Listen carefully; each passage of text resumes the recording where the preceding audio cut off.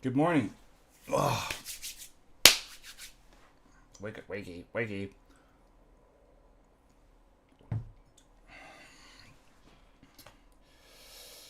Yes, we started a bit early. Um, that's because I woke up a little early. I have some errands to do today, so um, hope you don't mind. Get an early start, morning prayers, and then our Patristic Faith discussion, Q&A. Let me just send out a text with good morning.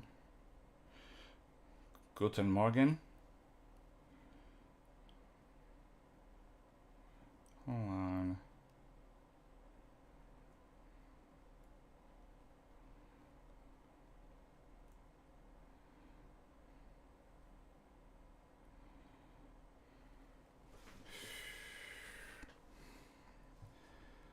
$12:37 a.m. Woo. Nonsense.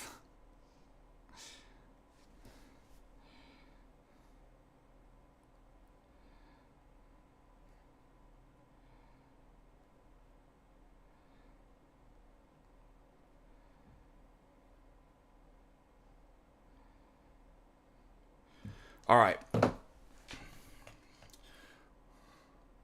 What is going on?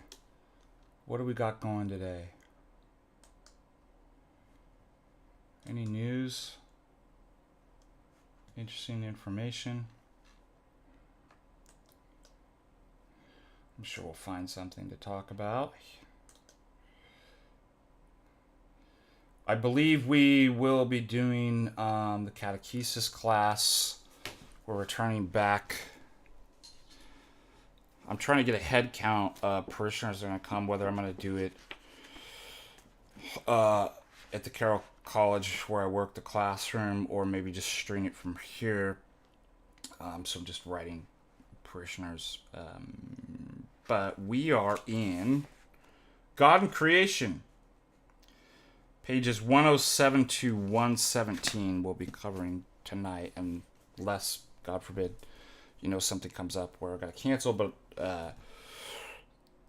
yeah, that's just on the Patristic Faith, the YouTube there. You can find it.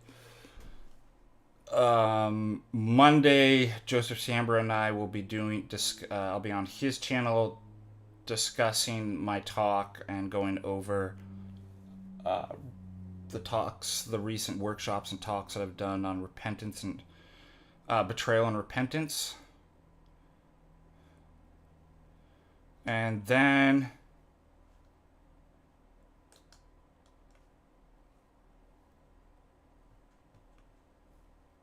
I haven't got the date yet for Dr. Garrity and going over his paper and taking a deep dive into the arguments why fixing reference for God and other things that operate like mental objects doesn't work the same way as all the guys were talking about with empirical entities, and therefore Muslims and Christians do not refer to nor do they worship the same God.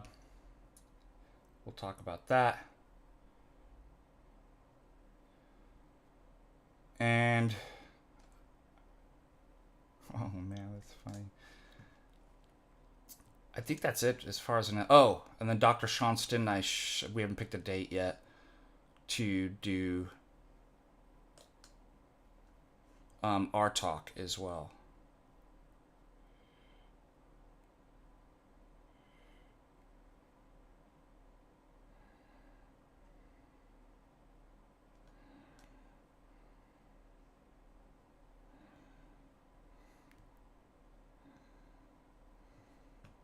I come from the land down under.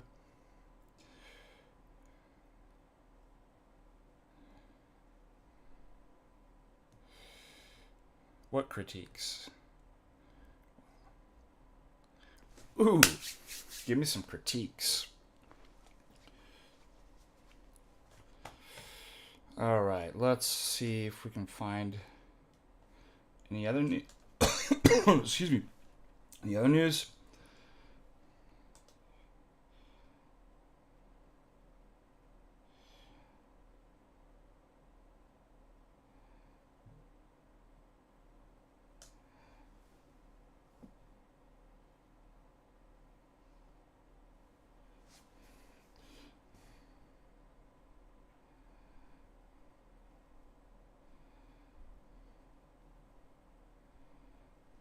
I think I'm gonna cancel the class.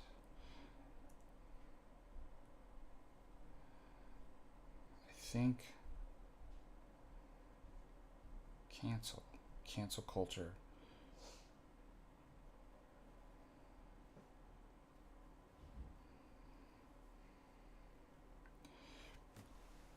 We got a lot of stuff coming up this weekend, so this guy.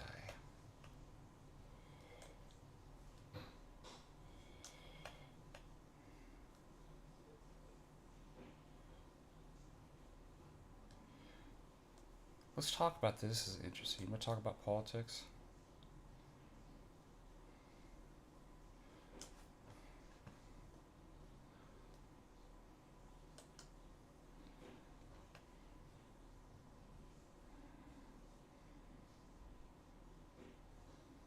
Yeah, I've actually made that argument.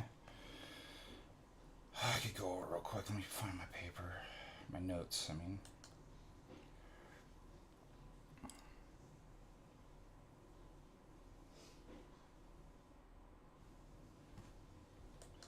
it's called Epistemology Notes. It's one of the more creative titles that I've ever come up with in my life for titling notes. Notes.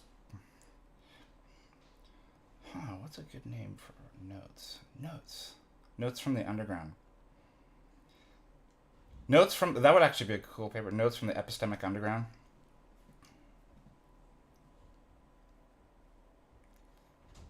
Where was it? Got a bunch of.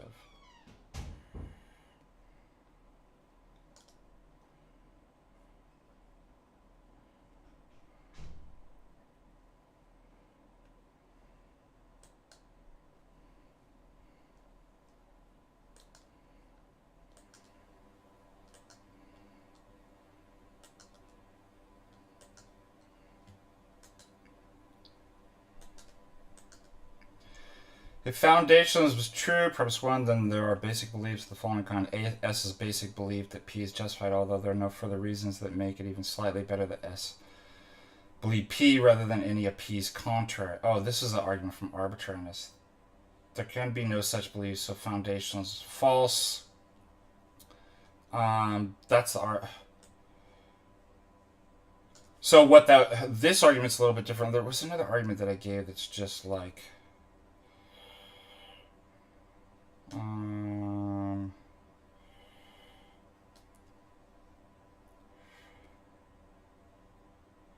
was it this one? If S is believed that P is justified, then S is believed that P justified is true if P is actually justified. P is justified, therefore S belief is P, but this ends up being circular because that ends up being a reason for. Maybe it's this one. Foundation is true if there are basic beliefs that serve to be epistemic foundations. Let's call that P. If premise 1 is true, P, then the statement asserting 1 is true, premise is true, R. But then that's a reason for, but there's not supposed to be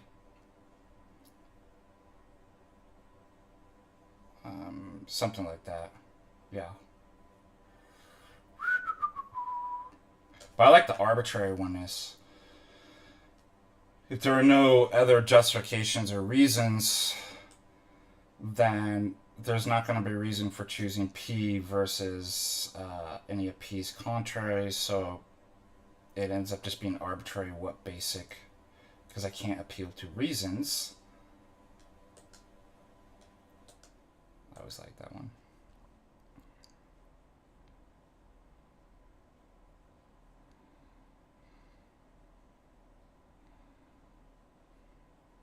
Thank you for praying for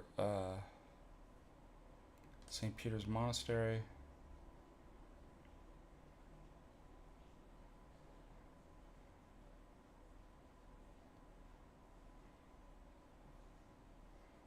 No, polygamy has never been accepted.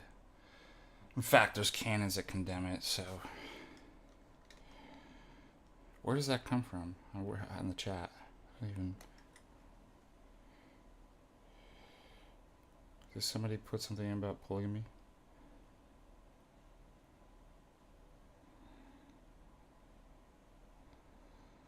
Lawrence's. Who's Lawrence? Glenn Lawrence's? Is the guy even Orthodox?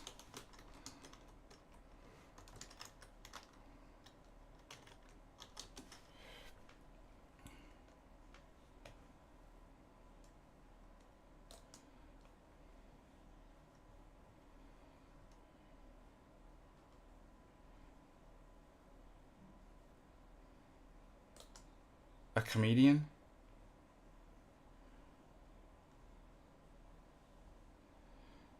This guy looks like a Protestant. Why are we listening?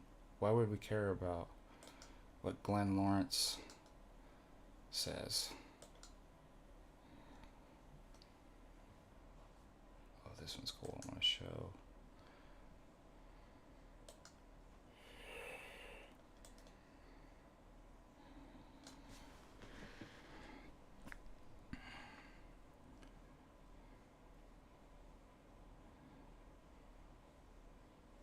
Yeah, who cares what Glenn Lawrence has to say? It looks like he's a joker.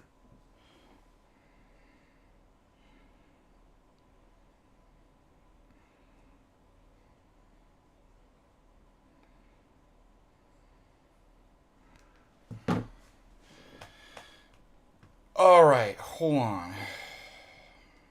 Let me see if we got any super chats.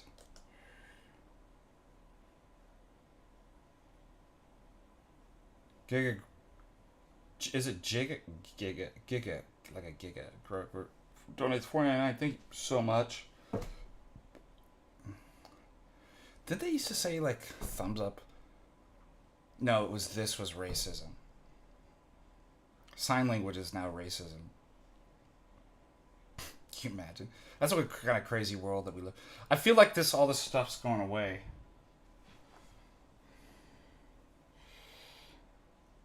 Like it's. What is going on, dude? I got my subdeacon writing me. Oh, cool. Good news.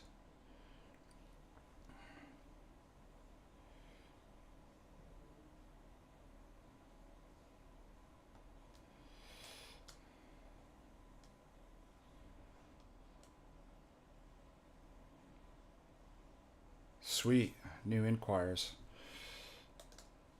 Another email with new inquires.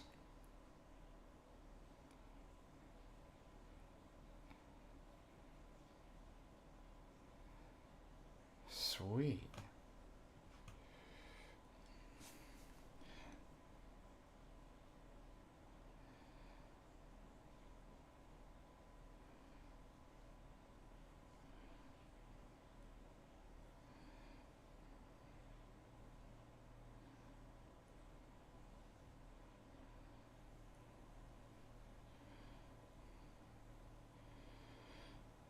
Alright, what was I wanted to show you? I'm multitasking.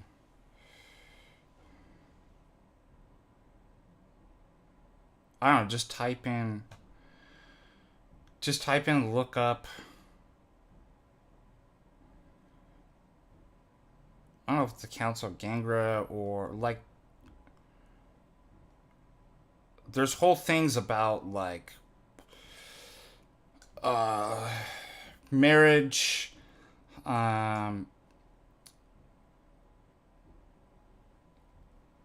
canons about celibacy, about even canons about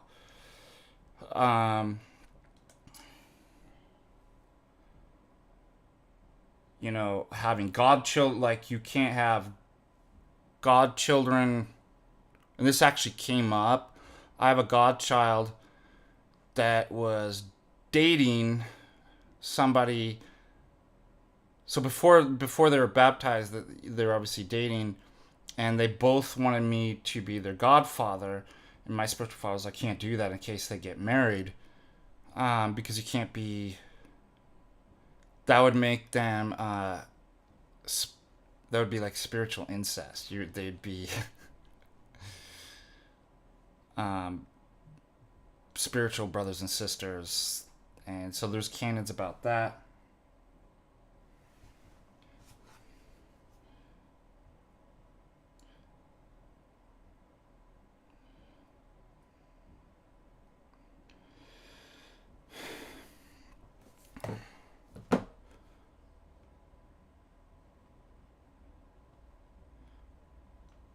And then scripture is just pretty clear about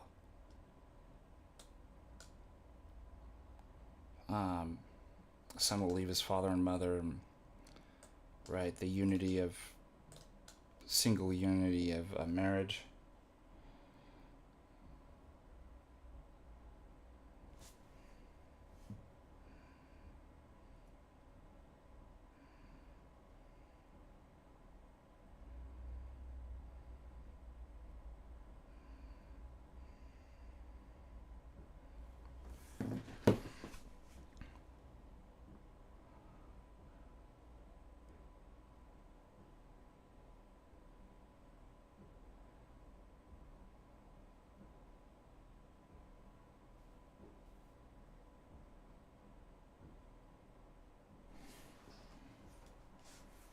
All right, what did I want to show? All right, so this was just a joke.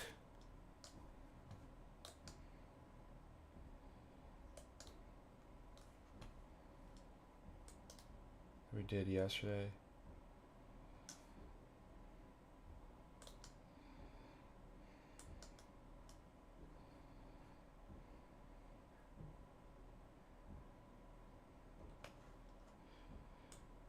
I seriously don't understand. Like, how can people be so out of it?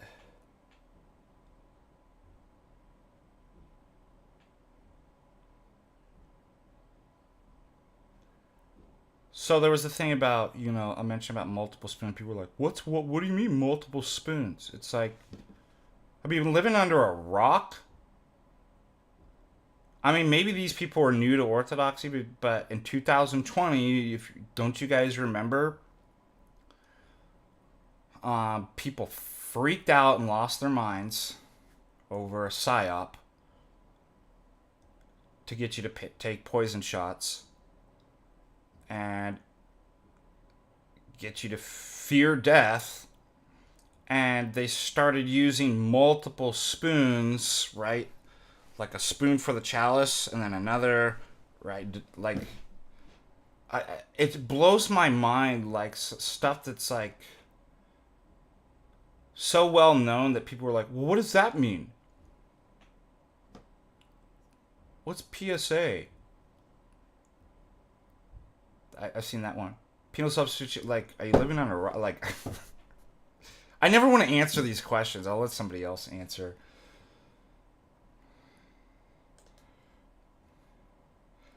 Do you know what's annoying about it? Because I feel like, and this is the problem. This is going to be a problem with AI too. And I have to even watch myself because I'll use Grok and stuff like because my memory and recall is so bad that it's like I know I've read this. I can't remember exactly what text or like what page number or something like that or a particular name. So because search engines aren't very great, I start to rely on like ChatGPT or Grok or something like that, and it's like I know it's an issue of recall, so I can tell when it pops up if it's accurate or not. But I have to be careful about that because we all do. Because it'll promote a sort of kind of intellectual laziness. that, and I see this that just generally even before AI, that people just, they want a soundbite answer to something. Do you know how many emails and response? Father, how do we answer that? I'm like, why don't you just stop and think about it for a little bit? I'm not a chat GPT. Like, I'm not an epistemological, philosophical, theological slot machine where you put the money in and I spit out an answer for, like, I want you to train you to get, like, think critically about, be able to research, and I guess that's what's kind of annoying. It's like most of these questions don't take much mental horsepower or effort to just stop and think about it a little bit, or look up what is the issue with multiple spoons. What's PSA? What's, I don't know, like the one that's really fun. We were talking about boomers. Boomers don't know any phrases beyond their, like, their generation. So the one that always, like, if you use spurg, like, what's a spurg? It's like, I just look it up. Boomers have no excuse, right? Because they weren't brought up on the internet and taught shortcuts to thinking. Like, I don't. Do I have to explain everything to you in a soundbite? This is ridiculous. It's annoying, isn't it? Am I out of line here?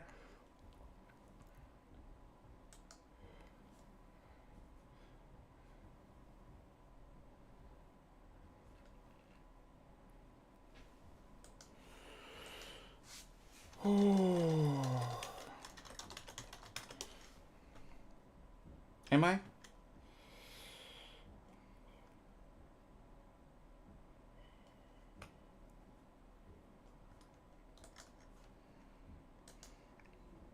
Calling the deacon out. You're out of line.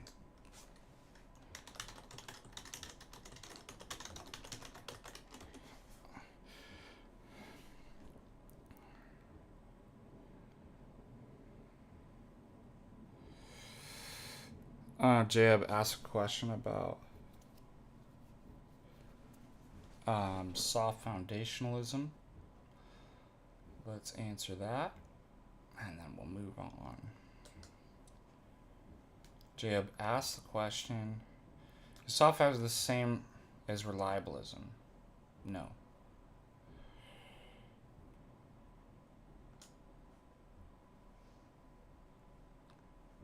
Soft foundationalism is like a middle ground between classical forms of foundationalism and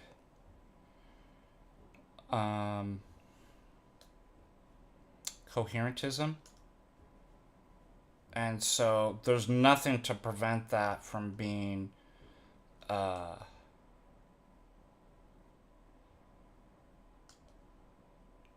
either a version of externalism like reliabilism or internalism. So I don't think that it necessarily has to be either one of those. But good question.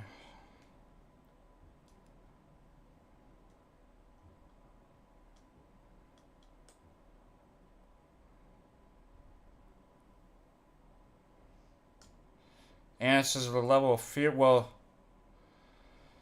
you know how to get over fear, right? Exposure.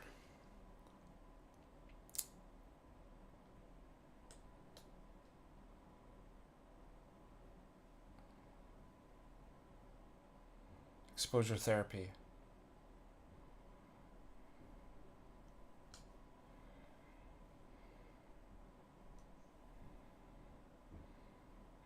And Big Beautiful Bill Hicks says the same thing. I think you can. Oh, that's the question from Anna. Got it. First of all, identify where it's coming from. It's obviously the evil one. And then channel your. Find something in, like the fighter in you, the warrior, that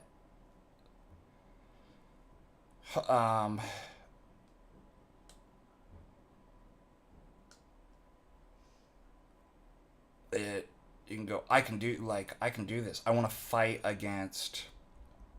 Also, you may want to think too about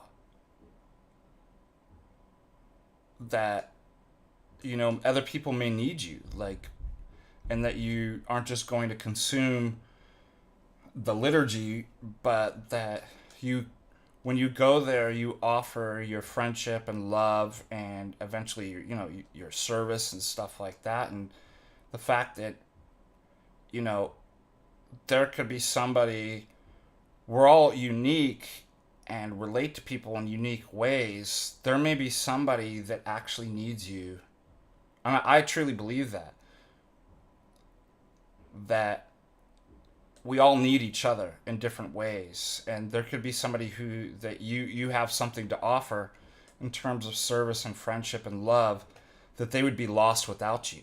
And sometimes that's a motivation too, that what if somebody's salvation depends on me, and I'm letting my anxiety or fear keep me from going and actually helping somebody. And that's what it means to be like a family too.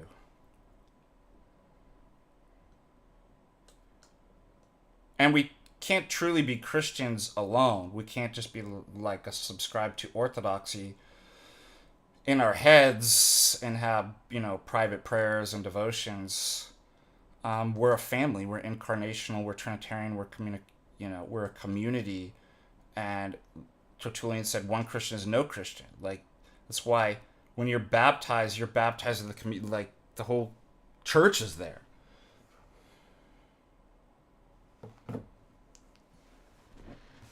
And so that might help you too.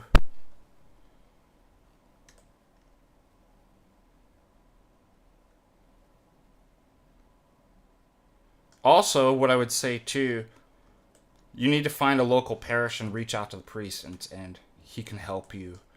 His kind of the step by steps to get over that.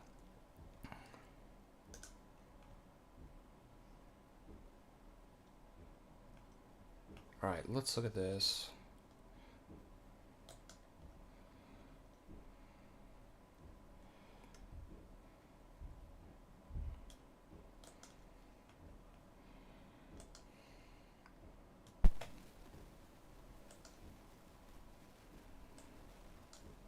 I just blocked this person, but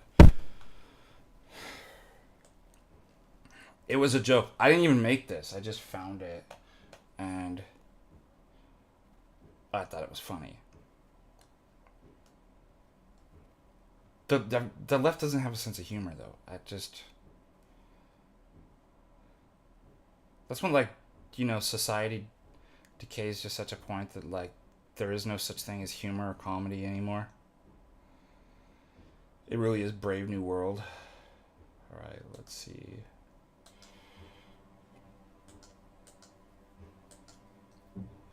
The joke is your child a far right extreme? Here's the warning signs: aversions to drug, alcohol, pornography, interest in physical fitness, mental well-being, growing collection of classical literature, monogamy, desire to marry and procreate, increased time spent outdoors or in nature, appreciation of nation, history, and culture, disdain for modern and postmodern. Part of this isn't a joke. I mean, you've seen NPR and published some articles on how people, physical fitness is a sign of right-wing fascism. Eating meat is now racist. They actually do publish these articles, so this isn't coming out of nowhere. I would add, I wish they were qualified to, obviously there's nothing intrinsically wrong with alcohol. Unless, you have a problem with, it should have been aversion to getting drunk. Aversion to drugs, getting drunk. But, yeah. It's not unless you have a serious problem, an addiction to alcohol, having aversion to alcohol ceteris paribus, is not a virtue. There's probably there's something probably wrong with you if um, you know, if you don't actually have an addiction to it and be like, I won't drink. And this, unfortunately, I've actually noticed is something that the Z generation really struggles with. So again, I've heard, and it comes out of fear. It's no fault of their own. And I would remember when I was criticizing different generations and I was trying to come up with criticism of my generation X. Well, we created that, so I'll own that. Our generation, tiger parenting, you're gonna get hurt, you're gonna we created and instilled fear in the Z generation and the kids. Like, everything's poison, and you're gonna get hurt, you're gonna break an arm, you can't, we coddled and created the safe space and all this stuff. So what I noticed is it is weird. The Z generation has an aversion to alcohol, but not for the right reasons.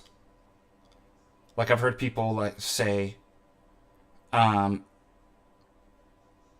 don't want to actually drink alcohol because I'm afraid of becoming an alcoholic. It's like, what? I mean, that's crazy. Like, it takes a long time to become an alcoholic. Just be like, once, like, a sip of a beer once in a while and be like, oh, let the devil into my mouth. But the Z Gen really thinks that. Like, they're really afraid of. So everything's safe for the Z generation. That's why, Gen X grew up, we all grew up smoking cigarettes. Well, then we, and obviously addiction to cigarettes and tobacco is a vice. So what do society do? We'll make safe, which isn't safe. We'll make safe smoking. We'll do vapes. So notice Z generation are on vapes, which end up being worse than smoking cigarettes, but it just shows you they live in fear. So I would add that and be like, look, that's not a virtue in itself to have an aversion to alcohol unless you actually have developed an addiction or serious problem. If you don't like the taste, nobody's going to force you to.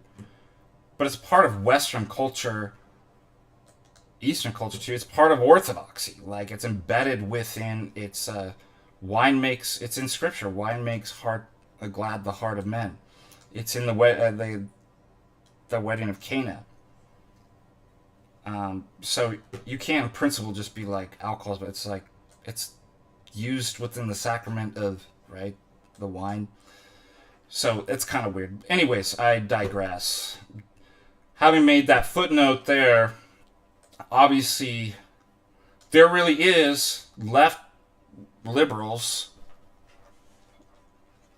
see these things: physical well-being, fitness, mental well-being, right? Classical literature is racist, right? You have to read all this garbage. And so that's why this is a funny joke, is because there really is a thing. So what do I get? This guy, who's just a rando, like, I looked at his follower, I'm like related to anybody that's, hey, now you missed hates and disrespect when, oh, how did I know? Looks to demonize minorities. I feel like pulling up the South Park. Minorities. Remember he's in the water park? Idolizes he's Trump derangement syndrome. Joe, predators. Sleeps with their I mean, it's just it's the stereotype of liberal. Like, this is crazy. This is really what liberals think conservatives. So, what is a conservative? well, there's somebody that hates women, that's a racist, who they hate Southerners. So this is a jab at Southerners. Sleeps with their cousins, has a sub 75 IQ, shows no. See, that's just what it'll be as a liberal, is just. They're just empathetic, and conservatives are just the dog eat dog, corporatist, capitalist. Shows no morale. Can you believe it?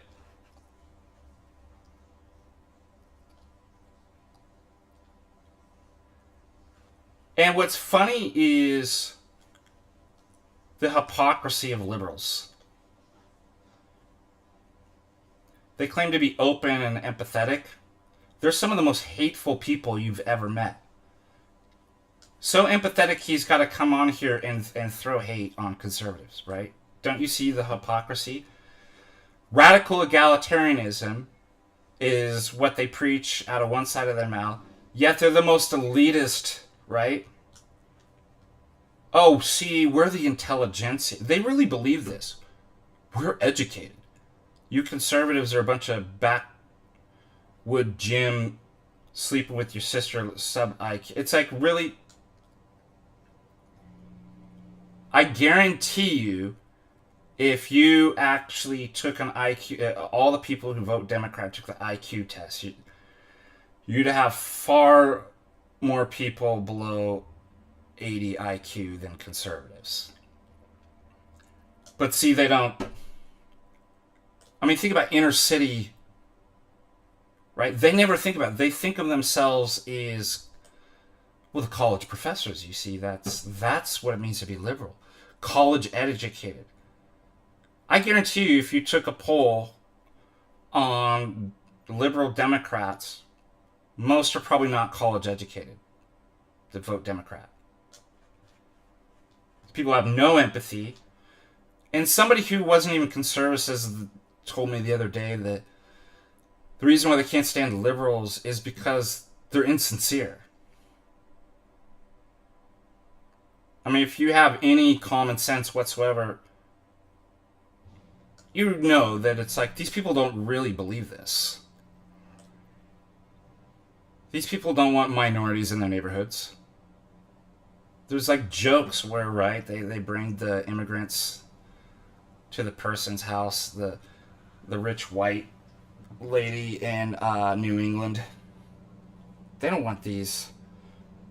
These people all live in gated communities. They're total hypocrites. They're not egalitarian. They're totally elitist. They're not empathetic. They're the most judgmental, hateful people. While they, right, the illusion, the fallacy, because a fallacy is presenting a bad argument as if it's good. The fallacy is they cover in a veneer of these superficial, well, equality. They're just empty words. Rights, equality, respect, diversity, right? Don't look at actually what we really believe and what we do. Listen to my words, you see. And all you have to do is look at this guy's posts. How do these people even find me?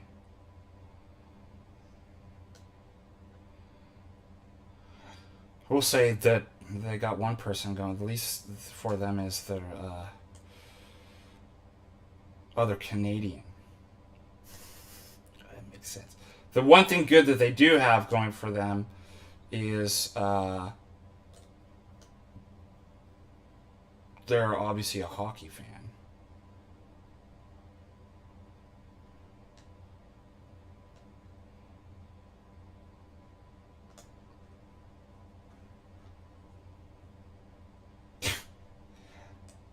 Trans activist, here we go.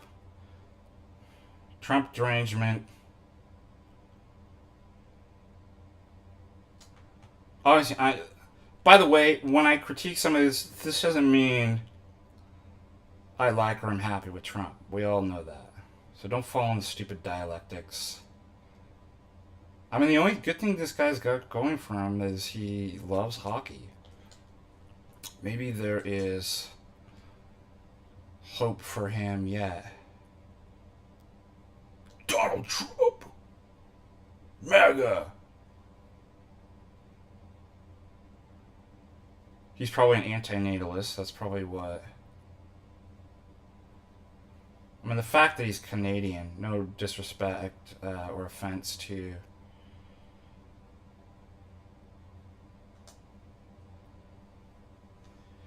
Oh, here we go. Fascist. Everything's fascist. I mean, you guys are idiots. Left and liberals, the more that you say stuff like this, the better you're actually making fascism look. Do you not realize that? You're sabotaging yourself.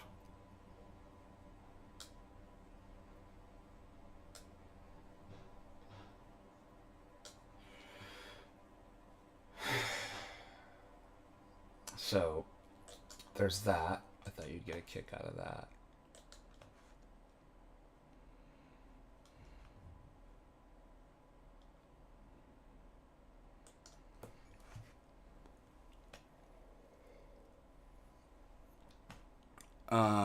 Sorry, I clicked on them wrong.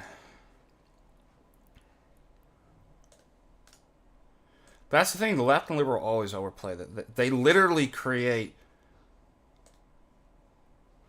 the opposite of what they actually intend. Do they not know they voted in Donald Trump? Donald Trump.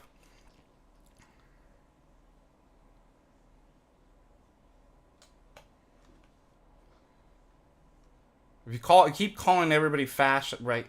I mean, the interesting thing, the reason why they hate and like they have fascism phobia. I mean, historically speaking, how did fascism arise? It was actually a response to leftism and communism. They're antithetical, so that's why they have to hate everything's fascism for them. And so the more that they're just like, that's fascist, you're fascist. Like, well, if your system is so fake and gay and retarded, and you keep saying that everything the opposite of that is fascism, do you not know that you're going to actually get people to be like, awesome, dude, I'm a fascist? That's.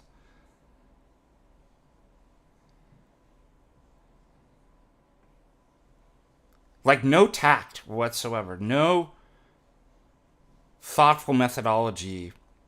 Literally everything they do just backfires and creates the opposite of what they actually want. Just like, exactly, Pope Francis, best Orthodox apologist.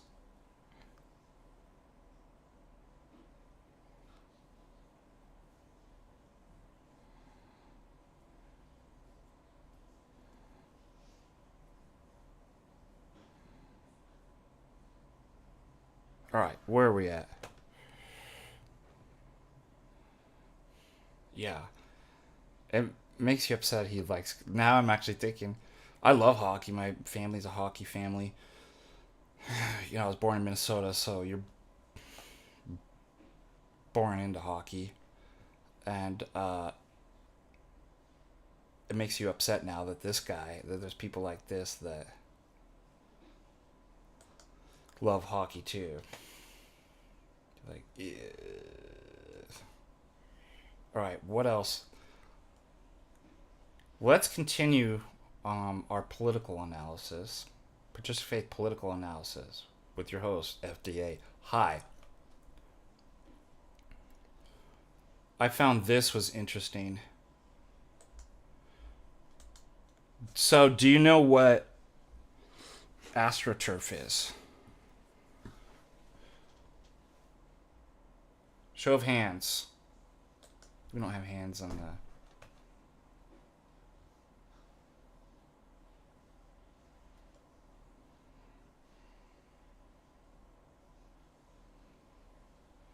All sports pushes gay stuff now. Yeah, it's the elites. Oh, we do have hands. Good. We have AstroTurf. So when it comes to protests, um, particularly among liberals and the left and Democrats, and causes, it's well funded. Protesters are paid. That doesn't mean every single one of them, but they're well, or like, and you go onto Twitter and the left is like, that's not true. So they want the illusion that this is organic, right? They're the ones that coined the right side of history. We were just all waking up. See, that's the idea of progressivism, is that this Hegelian coming to conscious, like we just have transcended the past conservatism and racism, and now we just know equality and diversity is our strength.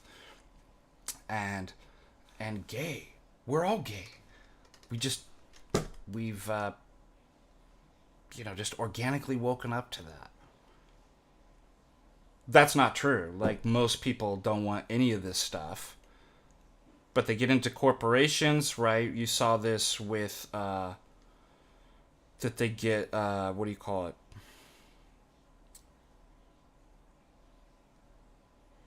There's like points, right? The more that you, so even though people don't want to buy these gay products and stuff like this, and have Skittles flags in Target, and they don't care, because they get points in terms of corporations and the whole kind of structure of that, the more that they kind of push these ideologies and stuff. So it comes in through the schools.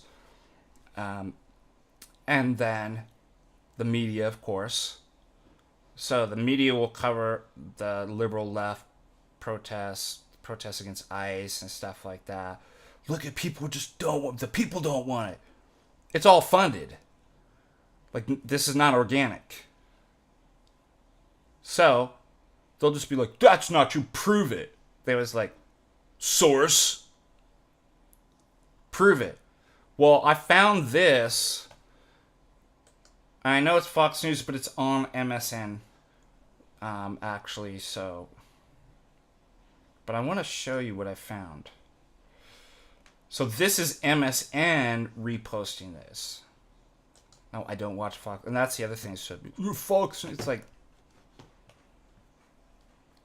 Fox News is just as fake and gay as this controlled opposition. It's owned by the same, like grow up, dude. Talk about boomer. Well, that's the conservative channel, and I watch the liberal educated MSN and CNBC and CNN. It's like, they're all owned by and controlled by the idiots, dude. The fact that I even have to explain this. Talk about normie.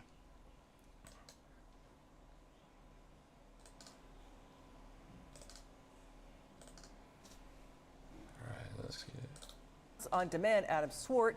It's a company that specializes in providing crowds at protests.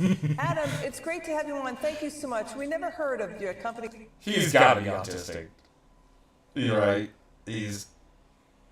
I like this guy for some reason. I don't know why. You gotta listen to him talk, dude. It gets even funnier. Even though he's the guy is, like, you just gotta love this guy. Like yours. Thanks for joining us tonight. You say you turned down a $20 million offer to recruit and pay protesters against Trump. What proof can you show our viewers that that's really happened, and who made the offer? Well, first of all, the reason why I turned it down is the same reason that Tom Hanks or George Clooney would turn down appearing in a Marvel superhero movie. It's just they don't want to attach their name to something that ultimately is not going to be successful. Oh, dude, don't you love it? We're just going to stop at that. Dude, that was awesome. This guy, what a dig, dude. I love it. I love this guy. And we've been around for 13 years now. We're the largest protest company in the country. We did not feel that this particular day of action was going to be impactful for the cause that they seek to espouse. So we unfortunately had to decline. So what proof that they tried to pay you Who exactly is paying you to recruit protesters against Trump? What are their names? Well, sure. I mean, first of all, I wouldn't be in business for 13 years if I told people, everyone who came to us with a cause that I disagreed with or that I didn't think was going to be effective. So obviously, I would have to politely decline to reveal information about who is contacting us. Is it a far left billionaire? Is it a far left billionaire or nonprofit? Are they recognizable Democrat names? Well, sure. I mean, I think it would be someone that people would recognize as being well-heeled interests. I would leave it at that. Is it George Soros's group? Well, look, in my sense on Soros, a lot of people are working for Soros who don't even know they're working for Soros. Because same with a lot of other billionaires, because what they have is what's called a Russian doll influence net. So what's interesting about him, notice he's intelligent. He knows how this actually works. It's not the naive version that, like, you know, people are like, or each individual, you know, protester, like, no, that's not how. This is layered kind of, it's quite complicated structure of, and, you know, Noam Chomsky talks about this too. You know, it doesn't have to be the stupid, naive version of the evil guy, you know, smoking the cigar in the dark room who's you know. It's much more sophisticated and nuanced than that as far as how, like, for example, Noam Chomsky says that, you know, an institutional structure of propaganda and how that works at the various levels. It's, you know, Noam Chomsky's on the left, and he talks about, so don't fall for the stupid naive. No, it's not, you know, this naive version of like some evil guy just, you know, and they're all just, you know, going for their paychecks, you know, at, you know, the headquarters and stuff like that. So he's going to talk about, and he realizes he's smart enough. I mean, he works in this to show that it's actually sophisticated. It's not, that's a stupid naive version of. So listen to what he says. He calls it the Russian doll, which is, you know, a doll inside of a doll. And I thought this was a good kind of explanation. Network. So that's little dolls that fold into bigger dolls. So you could be working with a lot of billionaires, either conservative or liberal, without even knowing it, because they have a network of advocacy groups, foundations, C4s, and corporations. So you've worked with them. You've worked with these groups in the past. Is that what you're saying? Well, of course. I mean, I don't want to name specific names, but of course we work on a number of causes, both liberal and conservative, but always on the side of common sense. Okay, to pay, you've worked with, so let me get this straight. You have been paid by far left groups to recruit protesters to go up against the Trump administration. Is that right? Personally, we don't like to work with far anything. We don't like to do far left, and we don't like. Are they left wing? Are they left wing groups that you've worked with to recruit for their demonstrations and protests against Trump? Well, as I said, we declined this particular matter because we frankly felt that it wasn't going to be effective. Now, what I would say here, Elizabeth, is that I don't necessarily decline the idea of protests in general that might counter the Trump administration, but it has to be done respectfully, it has to be done with nuance, and it has to be done with persuasion. Wait, isn't this kind of fishy? Isn't this kind of sketchy to pay people to protest and recruit people to protest against any White House because it looks fake and phony? And America has been seeing these protests nationwide. Now people are going to say this is just astroturf, phony stuff. AstroTurf. Well, Elizabeth, I would have to respectfully disagree with you because at Crowds on Demand, and I can only speak for us, we only hire people who are actually passionate about the causes. Who do you hire? Who are these people?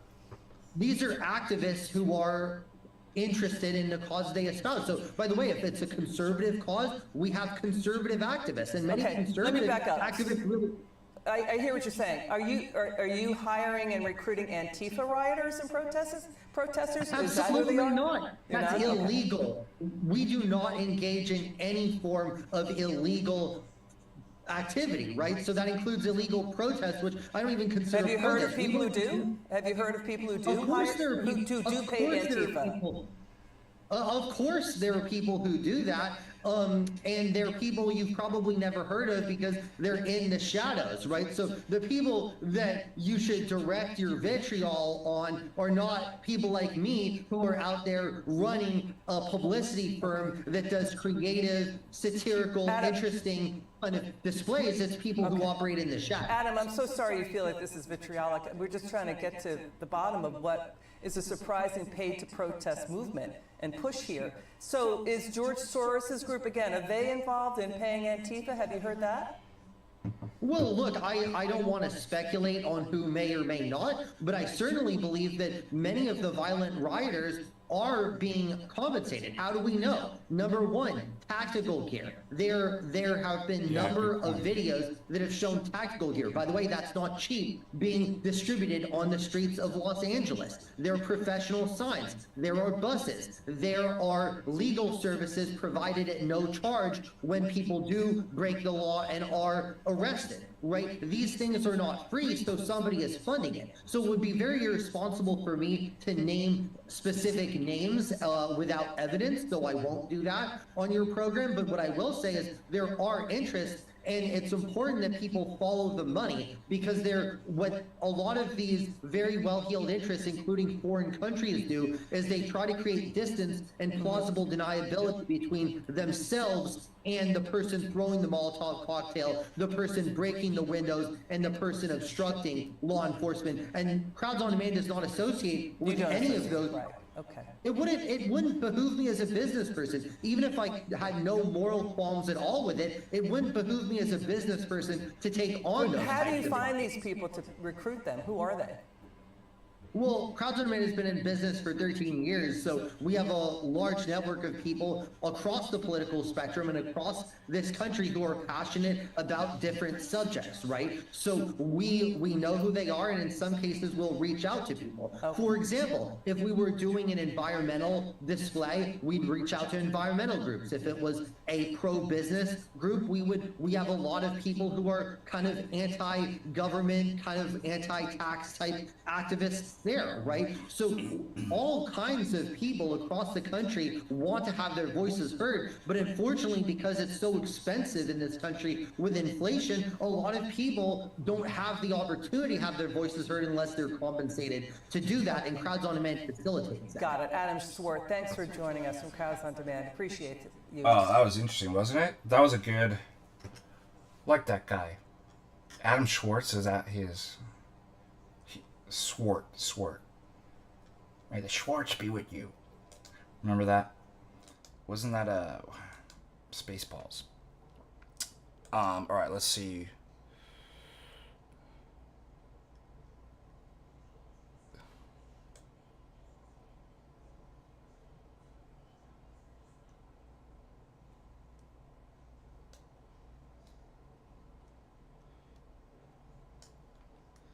Yeah, he is a likable guy.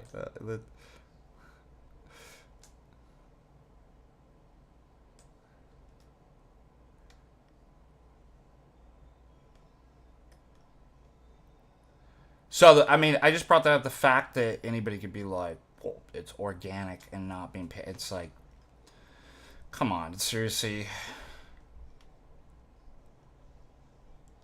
And to point this out doesn't mean you're a MAGA Trump. Like, I hate that. Like, I can never make a criticism without being like, well, you must be this.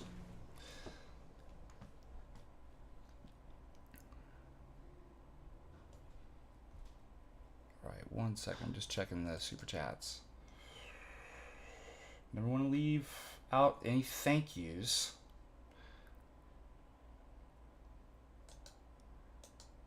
All right, moving on. That concludes our political analysis of the day. Let's see what else.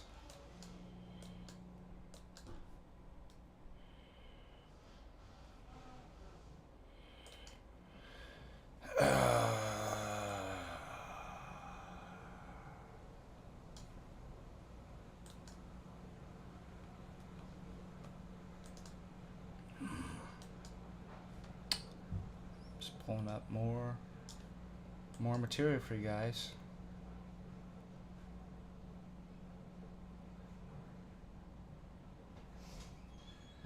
Do you know what's so funny? So who are you on this right now? Orthodox posting their W's online. Have you seen this?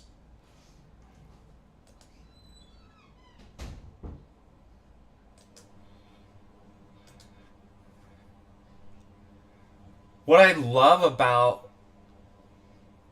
this is that's my dear friend Father Constantine Trumpauer right there that we used to work with when we were in Southern California with the young adults and stuff like that. So anyways, I gotta give Father Constantine a call, and I miss him. So it just made me happy to see that. So maybe Orthodox posting their W's online, maybe that's their priest. Maybe I'm just kind of interested in where they got the photo. But that must be when Father Constantine was at St. John's the Baptist in Anaheim, California. He's since moved. I think he's San Luis Obispo now. Parish. Great priest. Love you, Father. So just giving a shout out to my dear friend and thanking him for all his work and his brotherly love. So thank you.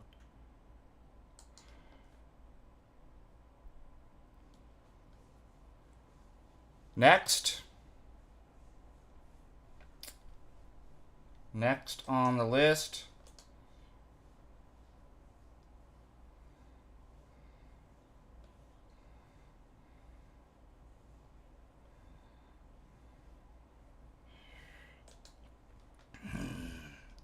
also you can throw in questions. I don't mind taking questions.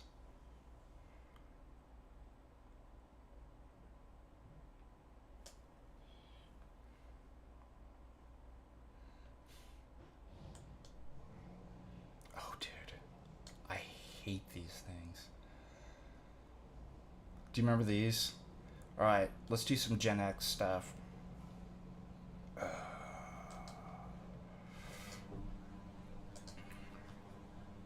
The flying saucer roller coaster ride. Do you remember this? Look how unsafe this is. So, I don't mind roller coasters, but I can't go in circles. I can't do spinny.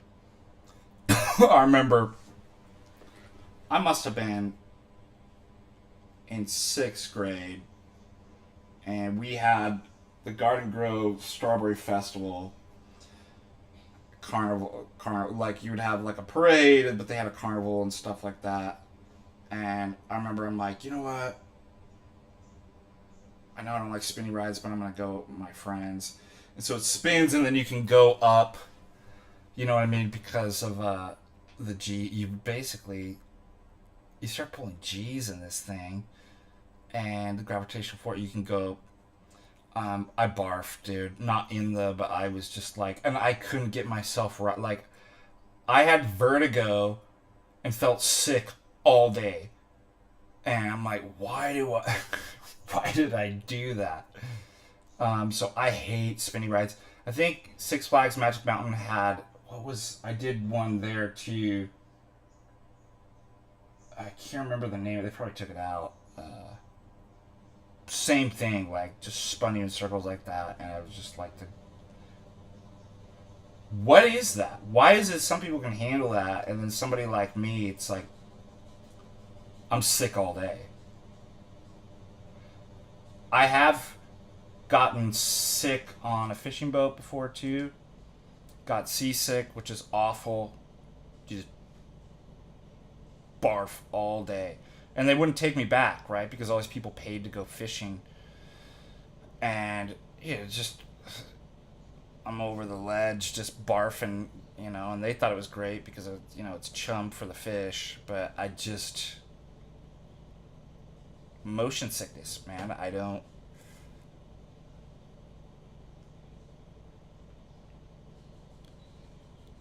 Gravitron, you got it. That was it. Wow, good call. That was it. It was the Gravitron.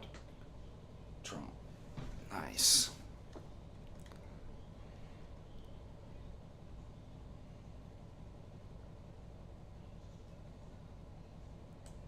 Oh, wait. Hold on. Let me look.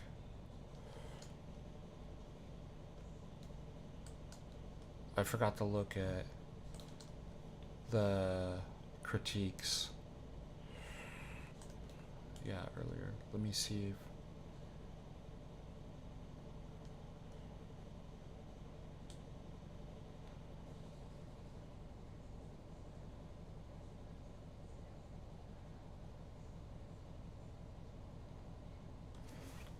I can't find it now. We talked about soft foundationalism. Yeah, puke is good.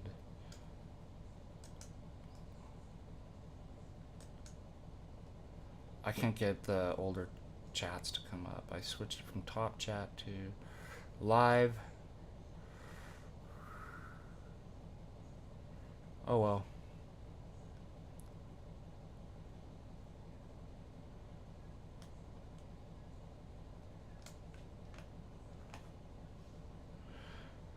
Okay, next.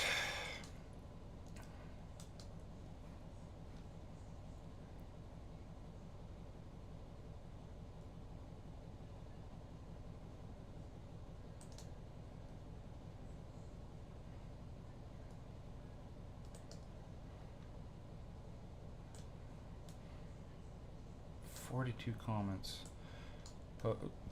Responses on the ortho bro thing.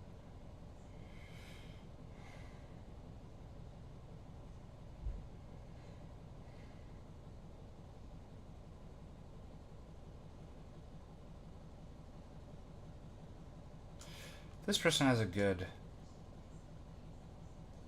The biggest problem... Here, I'll just share.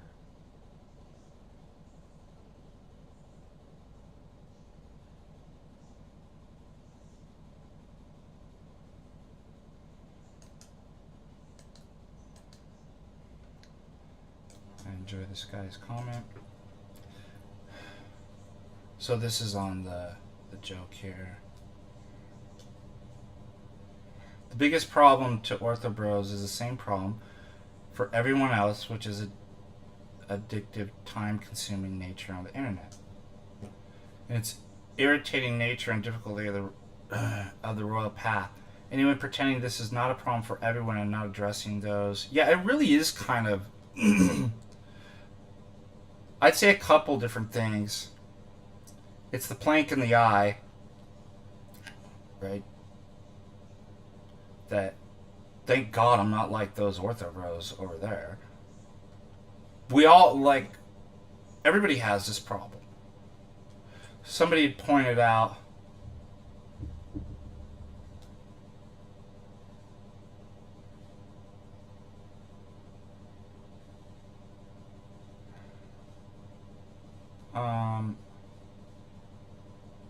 they're it's like it would.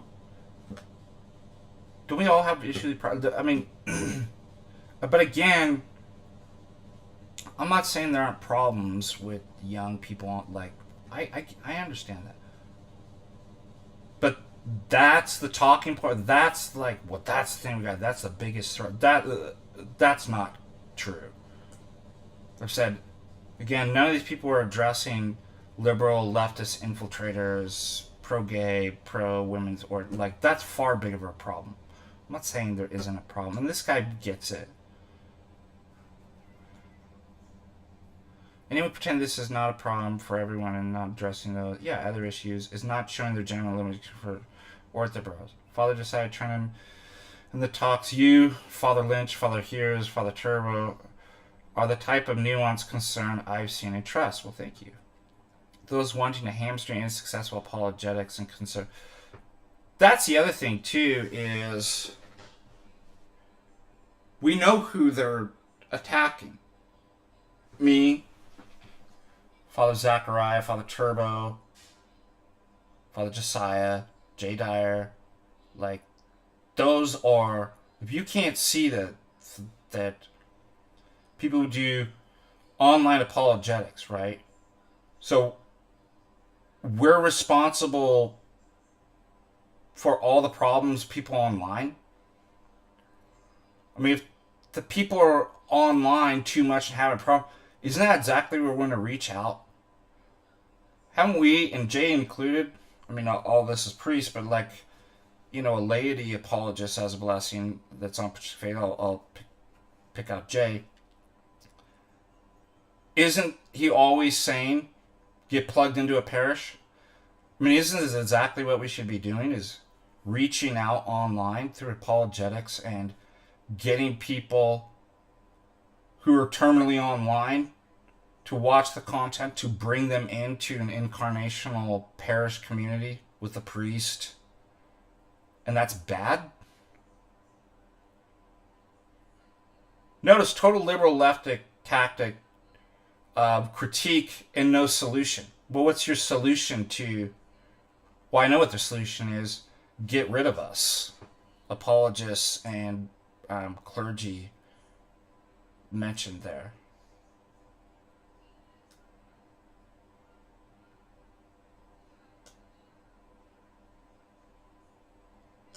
See, this is what I'm saying. Like, seriously, never answer like an easy question that everybody should know. That's do no service to what's public orthodoxy. Take 30 seconds and look it up. What's the Pythagorean theorem? Never heard of that before. Look it up.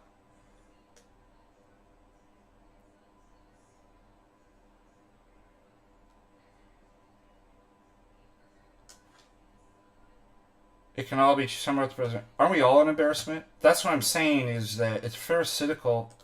Aren't we all prideful and an embarrassment? Aren't all parishioners insane? Here's another. What's public orthodoxy? Why? This has got to be a joke, right? Look at... What are we supposed to do? Yeah, exactly.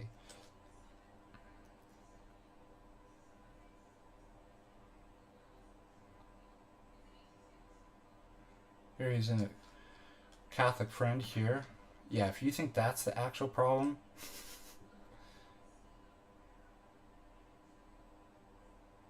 But this is what I mean. They are proud, loud, and pretend to speak for... Everybody is like that.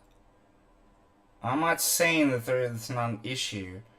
I'm saying to treat that as if it's the biggest problem when we've got huge problems that need to be addressed is silly.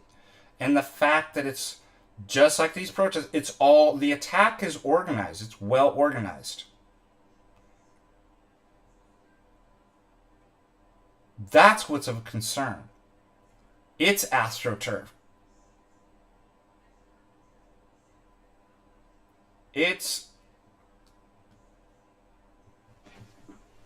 Like I said, it's organized. He's so naive about... Okay, so covered that. We covered that yesterday too, so I'm done talking about...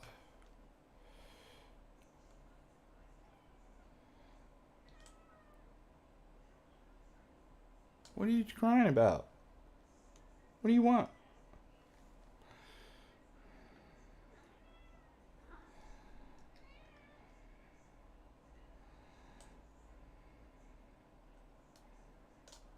Oh, I didn't look at my Discord. I can't get into it.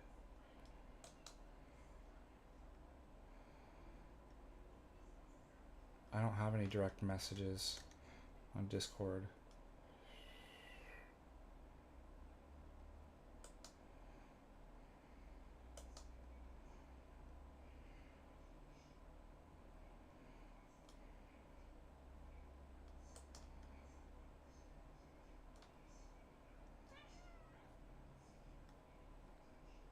Not seeing it. Sorry.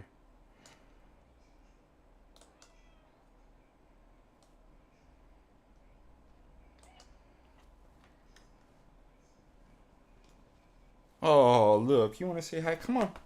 Come up here. She wants her pets. Yeah, come here. Show everybody. Up here. Come on. Up here. Oh, what a good girl. Yeah. She's sweet.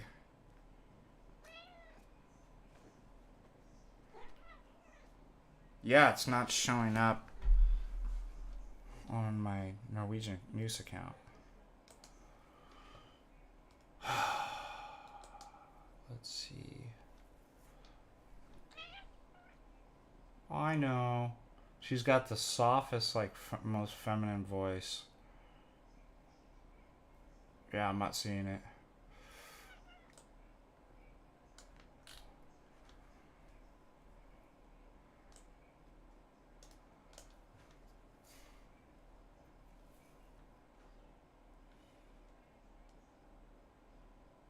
I'm looking at it right now. I don't see.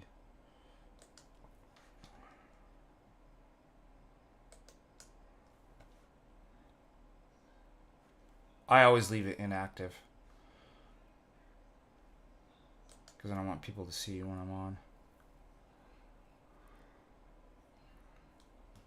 But I'm looking at all my direct messages. There's no.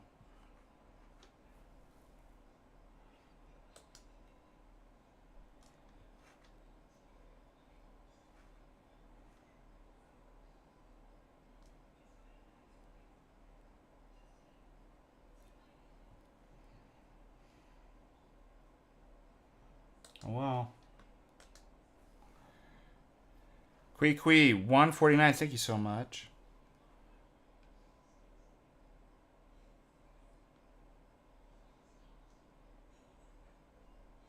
The last direct message. What's the last direct message? I don't see.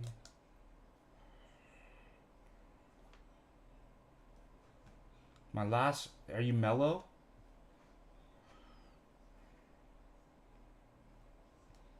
That's my last DM.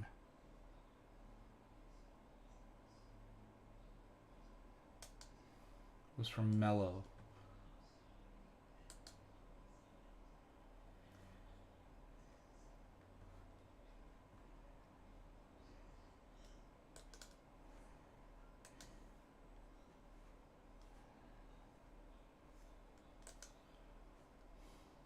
I have no messages.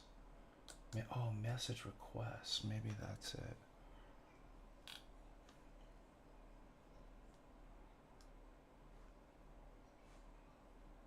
I don't have an Athanasius on here. Is there somebody else, like, that has my account or something?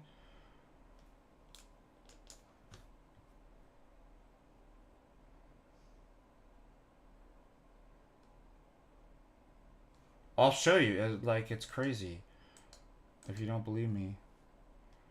Capture.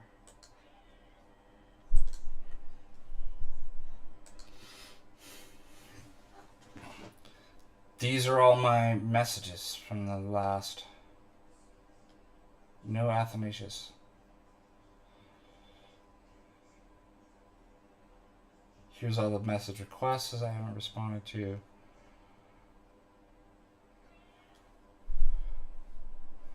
But these go back.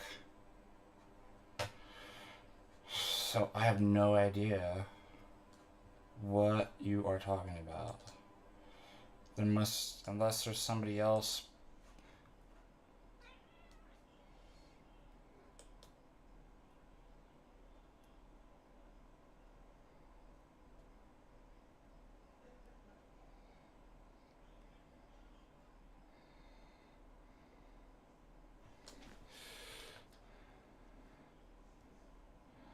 Oh yeah, Cleve's Antiquity. Trent, poor guy, man. I don't know what's going on in his life that he's gotta crash out like that. Stop, I'm talking. You don't get any more pats. Oh, you wanna put your paw on me? Up here? Up here? She got her scratchy voice. Come on, show everybody. Come on. Up here. Oh, yeah.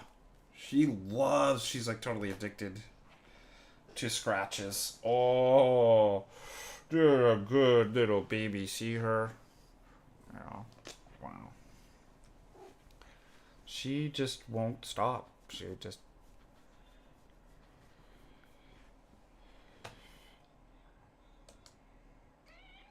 Alright, get off my... She's got her tail flying up into my face.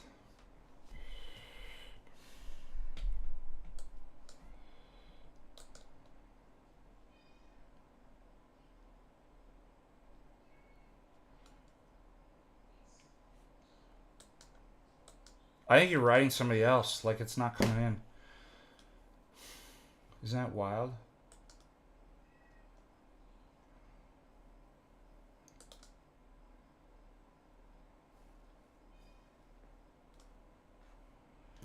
Last message request 2 days ago. No mutual servers.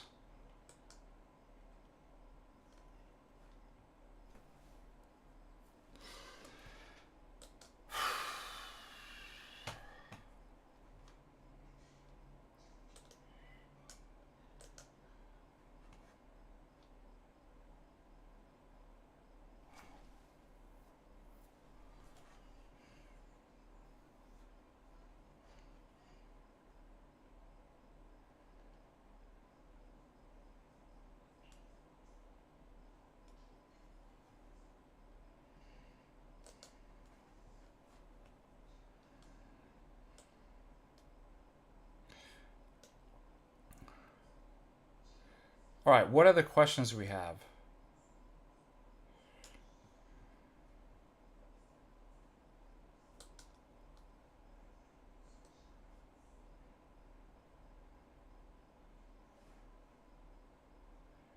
The other 7, $20. Thank you so much, brother. If you haven't also subscribed to the channel, please do. I'm stuck at like 14. You know my content's superior to everybody else. Why come I can't get it up? The subscriber numbers.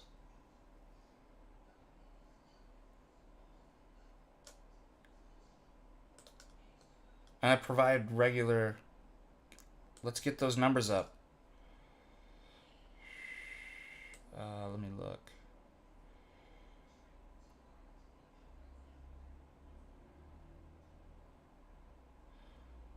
What about radiocarbon dating and modern geological theory and astronomy? I brought this up in a stream with Jay. First of all, even by scientific standards, radiocarbon dating is extremely shaky and not reliable. But I would have to actually say that what's insane, somebody came in our X spaces the other day and was going to talk about, yeah, I'll make cat videos. That's exactly what I'll do. Make cat videos and get those numbers to go up, drive up the algorithm. So if something's, Aristotle has this principle, if something's not clear, go to what's more clear. Don't go to something farther out that's more epistemically shaky or obscure. So we're going to have to rely on radiocarbon dating to something that's more obscure and epistemically shaky. Furthermore, it just shows a lack of understanding of how science actually works. You don't start from the evidence and be like, well, we just look at the evidence and see, then we confirm our theory. Theory comes first. And then it actually conditions what the evidence actually is. So, an old Earth evolutionary theory is already presupposed in working out the whole small case theory of radiocarbon dating in geology. So, it doesn't prove it. It presupposes it. It's the same thing with like Newton's law of gravity or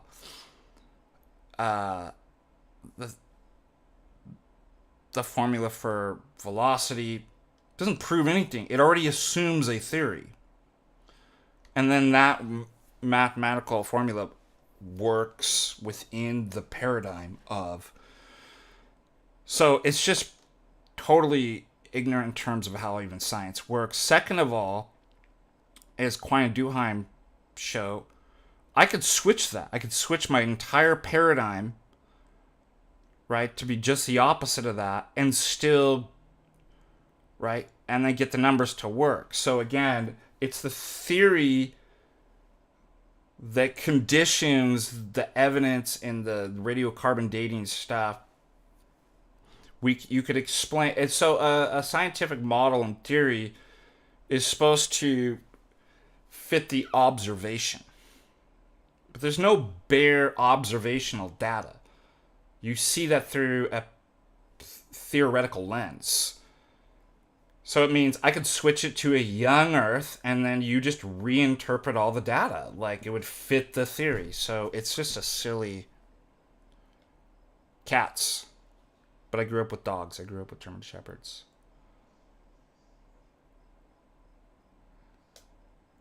Furthermore, science can't actually even prove anything. That's not how science works. It can't overcome certain epistemic challenges. So what we do is we develop, right, scientific models and stuff like that, and have certain kind of goals and kind of rules for science and make a better science. But like, it's crazy if you're making an epistemic claim, right, that big about something like evolution, you're going to go to as your justification something that can't even get to knowledge whatsoever. Like, is, well, that's how I'm going to prove. It's like, it's just crazy to me.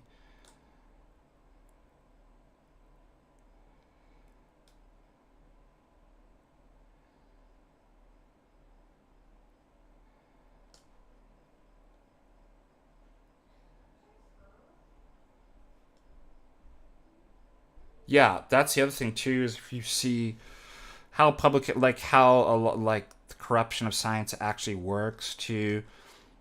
We saw this obviously in psychology and medicine and like that, but just peer review, like if it doesn't conform, like there's ways of getting your publications out that confirm your bias and eliminating. So that doesn't even take into the kind of sociological factors.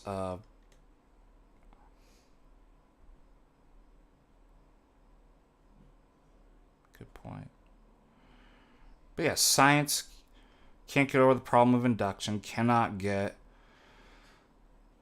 can actually justify knowledge, can't get over the problem of the fact of the problems with experiments. We brought this up with the cathode ray experiment and other experiments. Can't get over, I already said, the problem of induction, the indeterminacy of data. Because the list just goes on, like, that are just huge epistemic hurdles for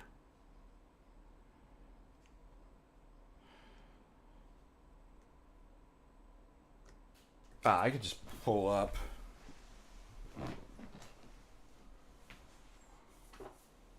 it's a good stretch.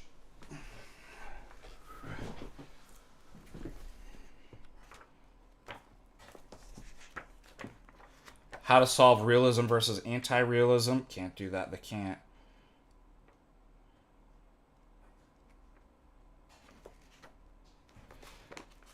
The problem of observational data. Observable facts express as statements. Oh, here was another one. Galileo and the moons of Jupiter was one that showed issues. Let's see.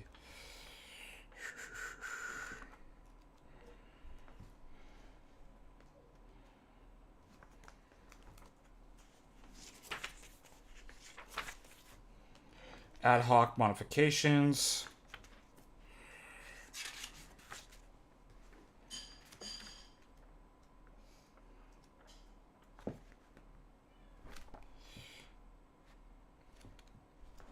How scientists even works to read Kuhn on the scientific revolution. Like, it's just, yeah, it's silly. All right, moving on.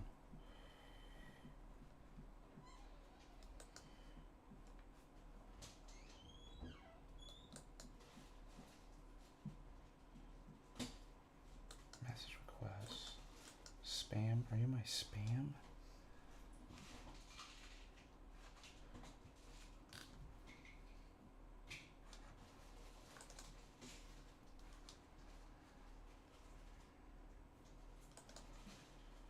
Somebody else must have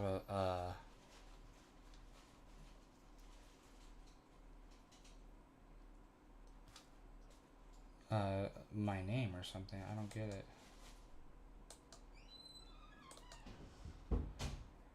I gotta put it out of my mind. My ADD mind's gonna obsess about why I can't get a direct message from you.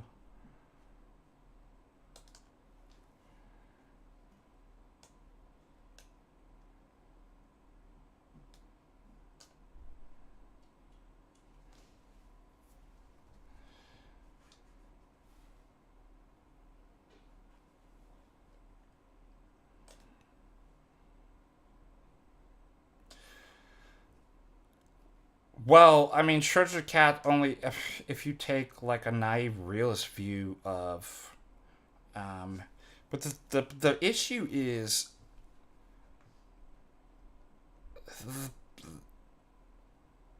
first of all, it puts physics epistemically prior and higher than logic itself.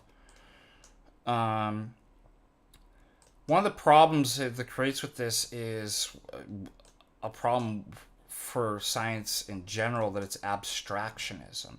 I discussed this with what is a law of nature. So I did a whole lecture on what is a law of nature, which I think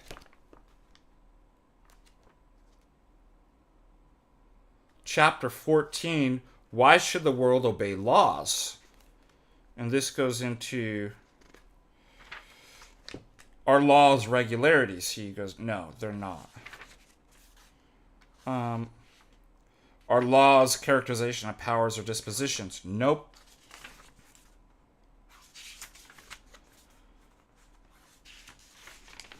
Correlation's not causation, so they at least have to be causal, right? But causal's not even enough, because that's part of this section on laws as powers, right? Causes or powers and stuff like that. There's a logical element of necessity too. And so one of the things that we get is, let's see, where did I write a note? Yeah, he ends a chapter. As we've seen, there are fundamental laws in physics that cannot be construed as causal laws. And the case is, there is no ready answer to Boyle's question, what makes systems behave in accordance with the law of conservation of energy? I don't know. They just do. How does a Cadillac converter work on? I don't know. It just does. Remember that from? So, the closest thing that you get is, well, if I abstract, because you'll never actually find a law of nature. That's what this, nature doesn't actually obey laws. If I abstract and create a theoretical world where I minus out most of the stuff in nature that would affect, right, and create a perfect theoretical vacuum, then this is how he described things would work. And so it's just like Platonic laws of this Platonic realm, in which nature never even operates in. That's what physics is and science. It's like it doesn't actually exist anywhere. It's if I created this platonic ideal of a perfect world where I minused out all the material things that contaminate and, cause things to go, one way rather than the other, then this is what science would be. So you can't even find it. So in light of that, this is kind of what... There is no Schrodinger's cat. It's a model, right? It's an abstract, platonic model of how I could describe something in terms of positing entities that may not even exist. Okay. In which mathematically I would actually have to conclude that. But that's not a threat to logic. Now, it might be helpful as a tool, right? In terms of, now I've created some sort of model that when I'm doing quantum mechanics, that can be helpful, but it's it doesn't actually exist.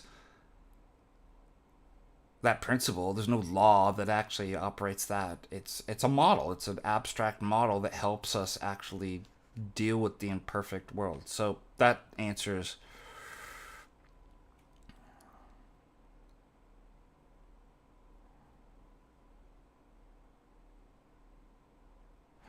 Good question, though. All right, moving on.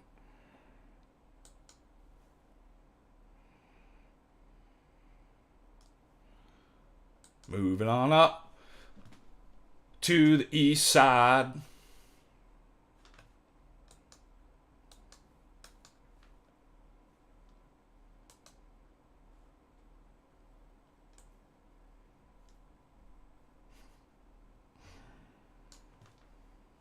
This was my Gen Z toy post.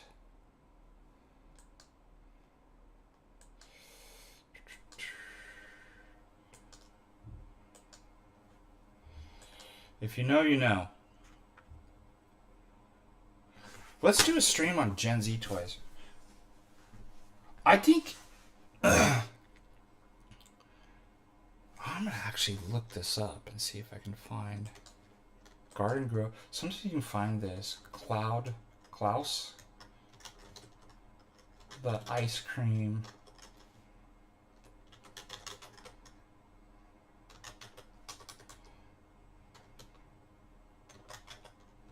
Garden Grove.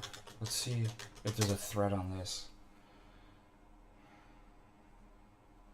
Is it Cloud? Maybe it was Cloud. I'm trying to remember. There's got to be like a Reddit.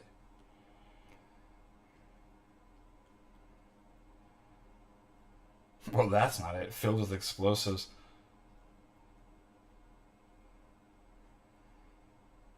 Ice cream truck.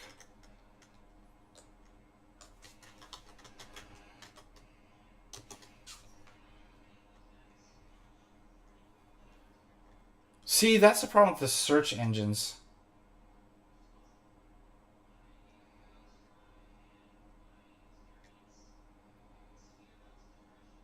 You used to find these threads where you could look up.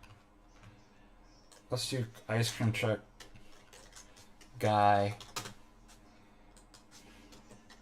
80s.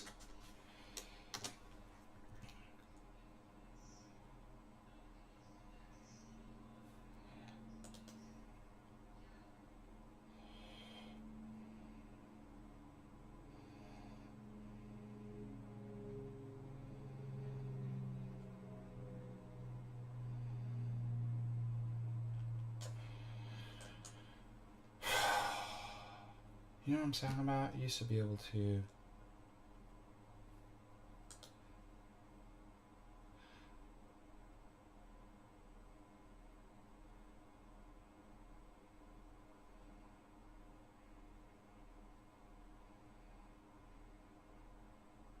Oh man, yeah, I remember this. Hold on a second. So this goes all the way back to the 60s.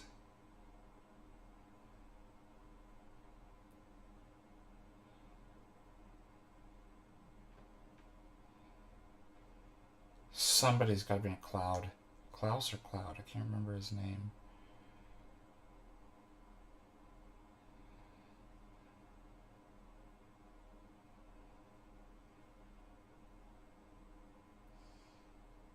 Because, for example, if I type this in, you're going to get a trip out on Blue Angel bike guy Garden Grove.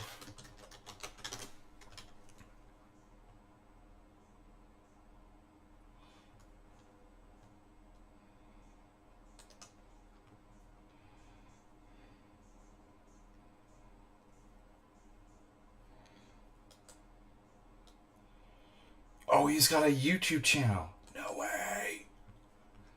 I grew up with this guy, dude. Spring is here, and there's never been a better time to buzz on down to South County Cycler. You'll never get stung by our prices because they're the lowest in the county. Just look at this. Register to win the Spring is here giveaway draw. The South County Cyclery. All right, that's not it. What's going on here? All right.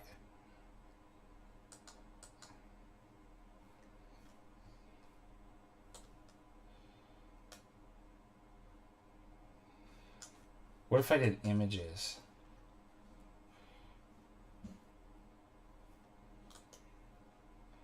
I used to be able to find these like threads. There was a guy that basically thought he was Blue Angel, and he would ride his bike around, and you used to be able to look it up, and there would be like all these stories about. See, this is the problem with the internet. We're losing history.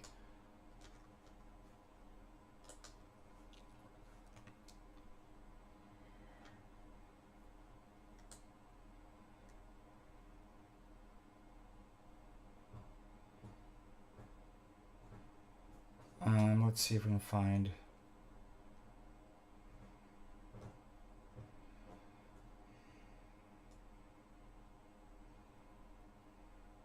So then I'm talking about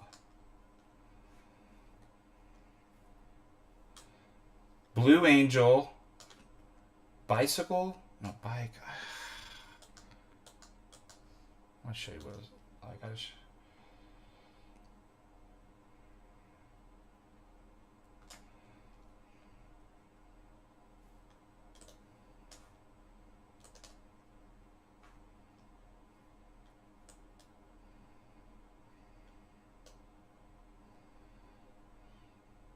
This is so sad.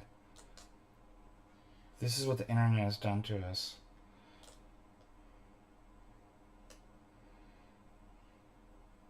This guy was a legend, and he's gone from history. Oh, just stuff about. I don't want bike shops.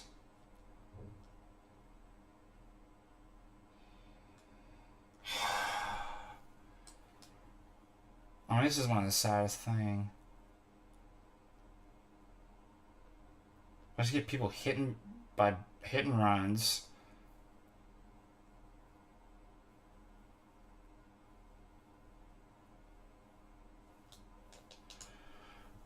I don't know what to do. It's so sad.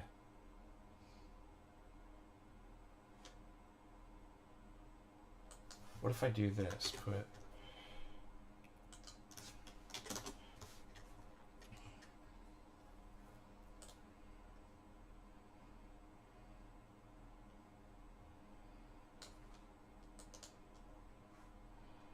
We're gonna find it. Yes! There he is. He had like a ghetto blaster up here.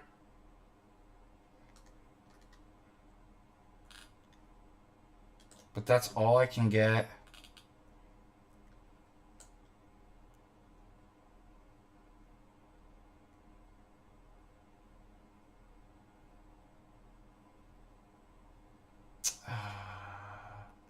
Do you think they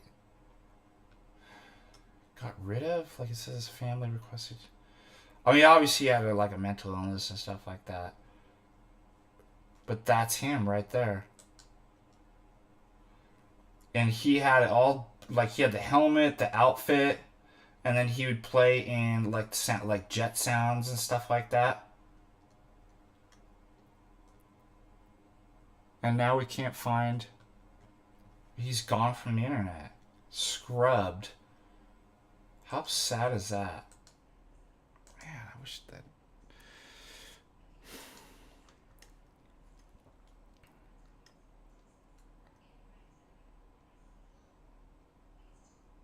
Okay, yeah, let's do... We'll go back to my original... Anyways, I was going to say... We had Cloud, this ice cream man that, like, would cuss at you if you didn't buy his ice cream.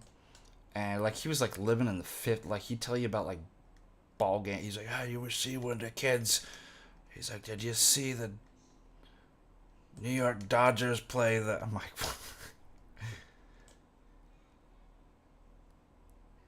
And anyways, you'd get those plastic toy with the guy, like, you throw them up.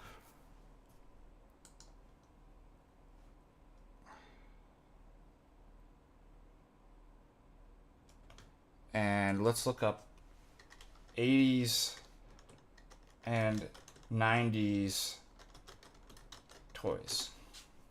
The other ones you'd get too, do you remember that the ice cream truck, you'd get these things and it'd be like just in like a little package, and then they were made out of foam, and you can like you pull it out and then you built, it was an airplane, and you put the little metal thing on it, throw. That was cool too. Oh dude, I had one of these goblins. What were they called? Some of these were like my brother's like age toys.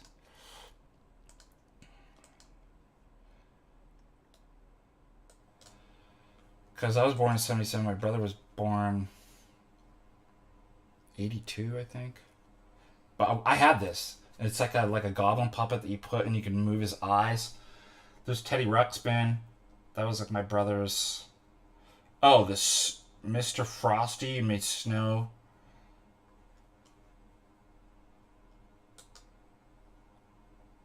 I had this. I had it. I remember that. Fisher Price. Okay, let's see. Care Bears. That's for the girls. I had this. You like turn it on and then it was like a light kind of like loop that you could basically drive the car. Alright. Glowworms. Ninja Turtles was my brother's. Alfie. I had Alfie. Had this, of course. Everybody knows that one. Yeah, there you go.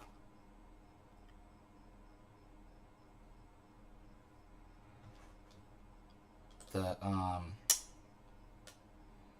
man, a lot of Fisher Price stuff.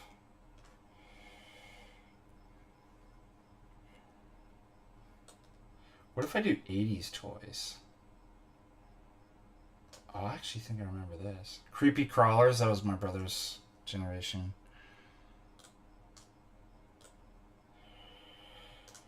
I did have Muscle Men. I liked Muscle Men. I think I had this too. Mr. Potato Head. Oh, remember Pogo Ball?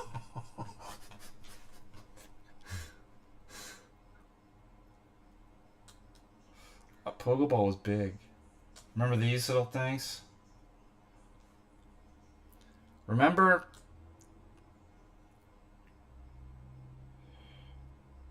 whoopee cushions? Yeah. Slinkies.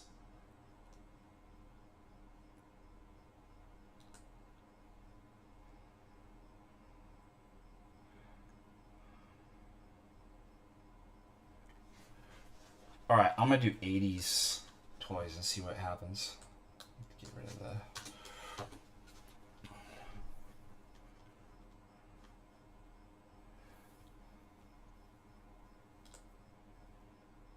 These are 80s toys. My Pet Monster. Legos, of course.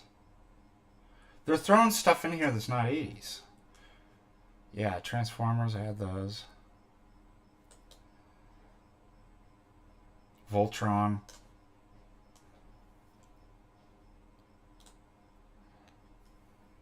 My Little Pony for the girls. Alf. Yeah, there's Pokeball. Why do these things just not feel like a lot of these? Oh, I remember that. Remember this. A lot of Fisher Price, man. Fisher Price was big back then. Oh, yeah, Mask. Mask was cool. Of course, I loved Muscleman. I had so many of them. Thundercats. Lion-O. Oh, I had this. That's crazy. Armatron. I had that. All you Gen Xers out there, is this ringing a bell? Micro Machines. Loved Micro Machines.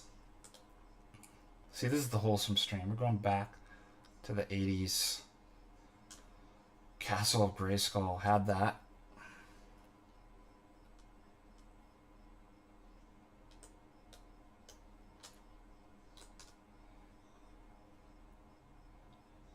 Oh yeah, what was this guy? I forgot about that. Do I have to go? What if I do 70s toys? Oh, Gumby. There's Lino right there. Duck Hunt. Light Bright, yep. Speak and Spell, I remember that. Yep.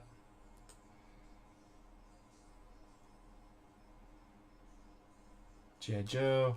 Simon Says. Or Simon. Man, what's weird is I remember the feeling it would get, like when you got one of these toys, or like to pull, like you'd get the toy out or something, like, and it had an actual vibe and feeling, like you'd be like, oh man, yeah. So like, there's something particular about kids too. They can really tap into that. My first microwave.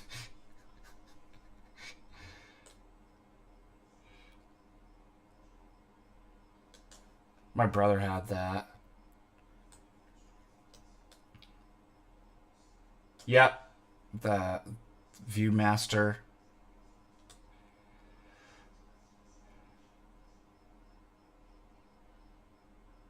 Alright, I'm going back to this. I'm doing 70s toys. And I'm going to see because...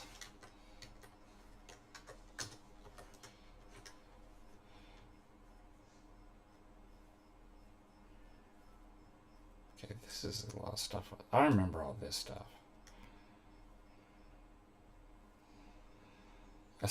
Etch-a-Sketch. I had this. Had that. This. Tinker Tots. Oh my gosh. Hungry Hippo.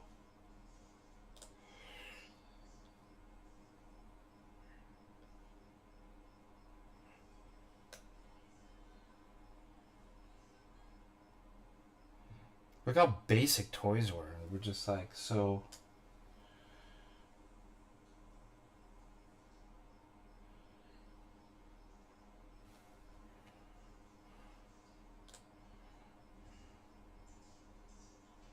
Oh, I remember this too. It was like a bouncy. Dukes of Hazzard, of course, was big. Look at Evel Knievel.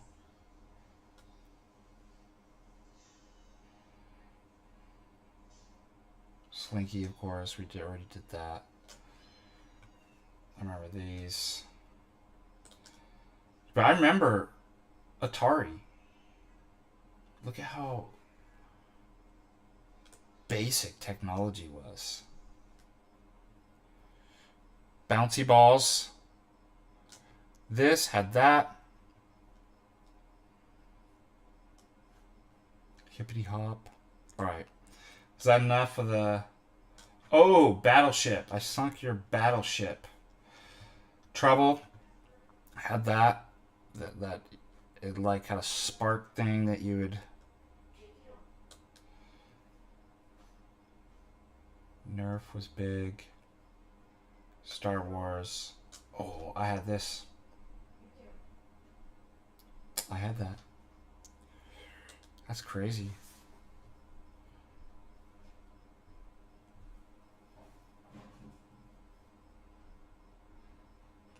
Can you imagine the evolution of toys? Yeah, what was this? I remember that too.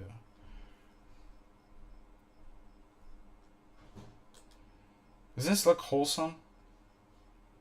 Before everything turned gay.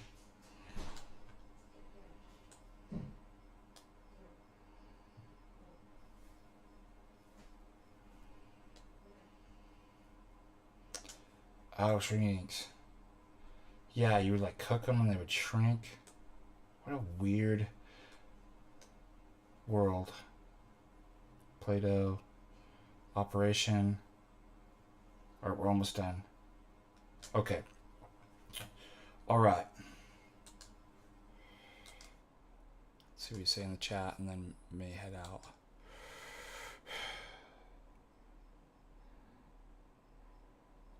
Yeah, I loved Micro Machines. I had like the Jets too. They still sell the paratrooper guys in the streets of Mexico.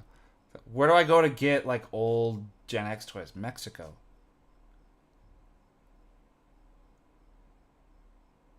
Lincoln Logs, good one.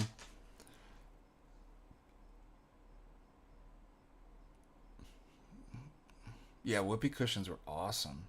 Snarf, snarf. Yeah, that's good. You remember?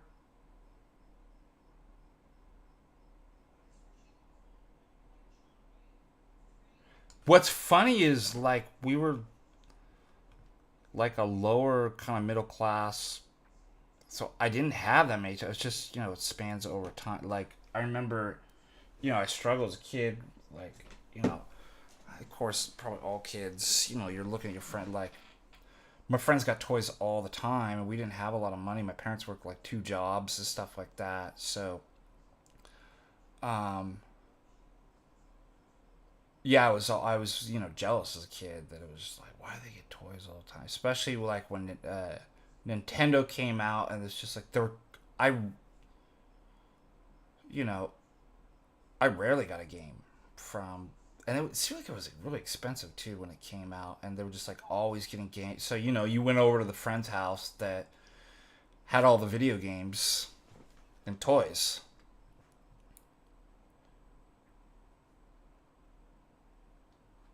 Yeah.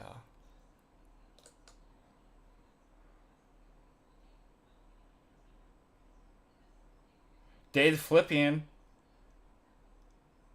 $10, a regular contributor. Thank you, Dave. All right. Any last parting questions? We've covered a lot of good stuff. Gen X toys, Orthobro movements.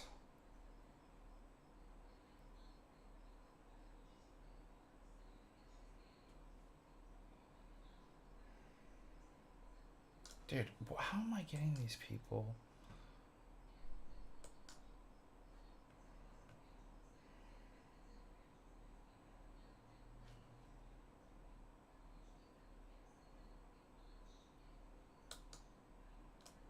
Look at this. We'll share this. It's ridiculous. This, I mean, this is what liberals and leftists think, that right-wing conservative people are just idiots. I've never once in my life met a far-right guy that's ever read a newspaper, let alone a classical book. If they read anything, they wouldn't be far-right anymore.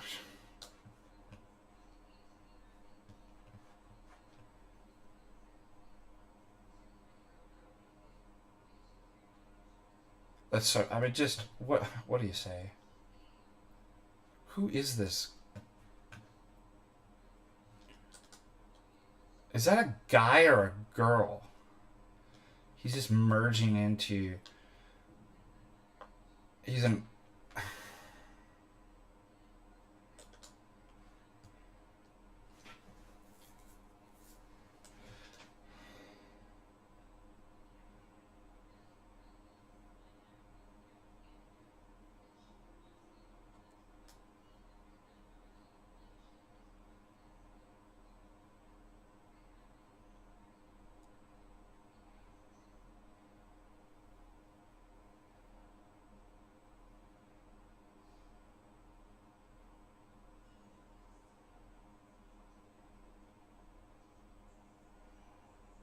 oh, and here we go. Everything's Trump's fault.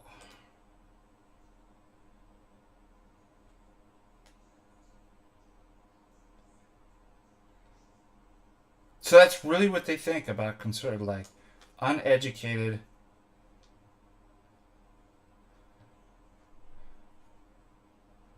All right, you're getting a block for being retarded.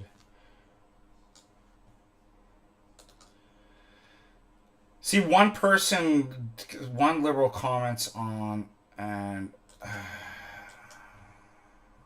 you get like all their retarded friends come on too.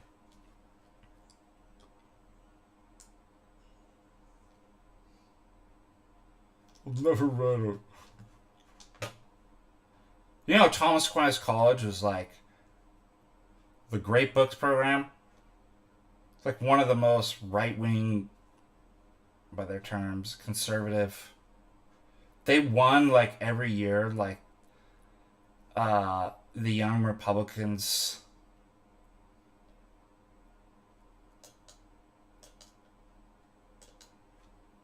Like largest percentage of students that like signed up or support, I forget what it was, and we would get. It was just like, for me, it was just like a free party to go up to Santa Barbara, get a free hotel and stuff like that. I didn't ever go to any of the. But it's like, if you read classics, you won't be conservative anymore.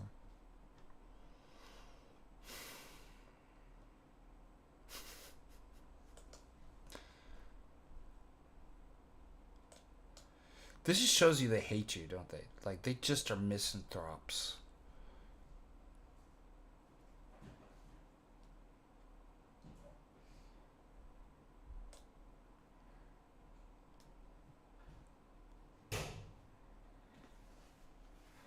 No, Airfix must have just been UK and Ireland. Oh, it's crazy. I met a guy from Dublin, from this band, the Young Dubliners. The devil, that's why, Blake. Everybody's crazy. I mean, the devil, postmodernity, polypharmacy, the foods you eat, the education you receive, the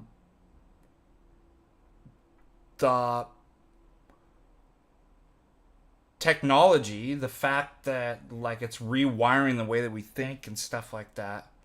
The Young Dubliners was the name of the. Right, all of this has an effect. Like, mental health is worse than it's ever been. Like, people. Then you have the whole trans movement, right? Yeah, I'd add microplastic, like all kinds of stuff, right? GMOs, like all of this has an effect. Also, I would say pornography. We have studies that children introduced at a young age to sexually explicit images rewires their brains, causes gender dysphoria, all kinds of mental and spiritual problems. It's just all cumulative. Like, it literally would makes people go insane, and spiritually and mentally, physically. I mean, look at. And you can't fat shame anymore, but I found this video, like high school in the 50s, like PE, like kids were ripped. Have you ever noticed photos in the 50s and 60s? It's hardly ever see an obese person. all this starts to change with high fructose corn syrup being introduced, but the whole thing is just has taken a toll. Like, picture of people in the 40s.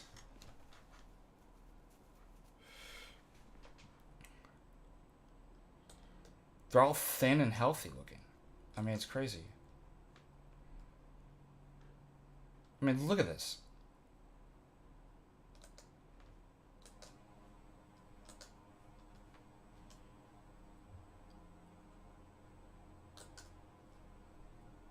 Even the guy that's supposed to be fat running the thing is looking good. I bet smoking and eating. Yeah, healthier than...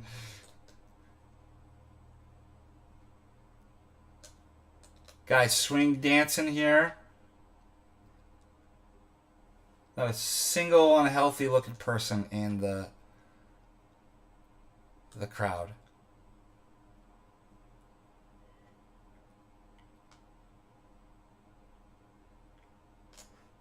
Isn't that crazy? Look at that.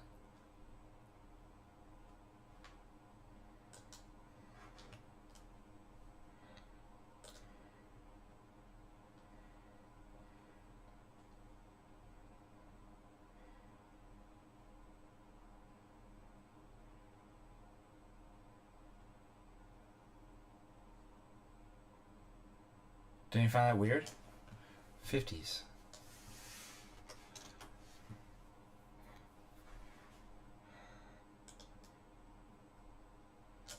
Look at that.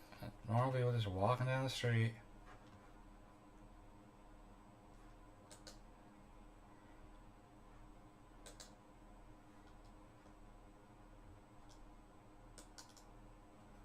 Let's do 60s. Watch, now that I do this, they're going to actually start going in and like putting fat AI people in the...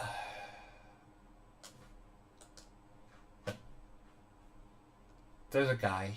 One guy, he looks a little beast there.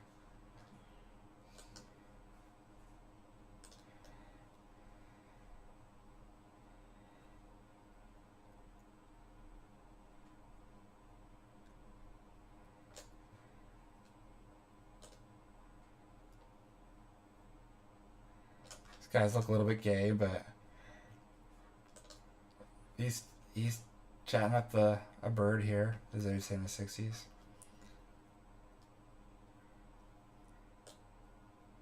Even the gay guys in the 60s look masculine.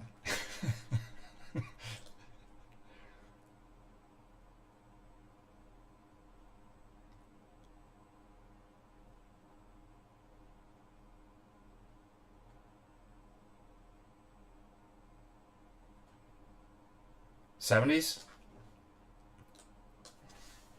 When do you think you start seeing this? The 80s? So you got a job, turkey.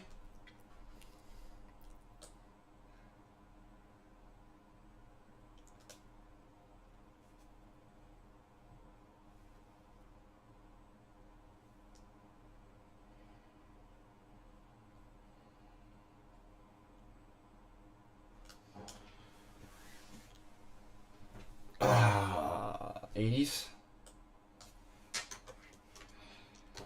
Now we can't tell today if people are... Oh, look at this. That's hilarious.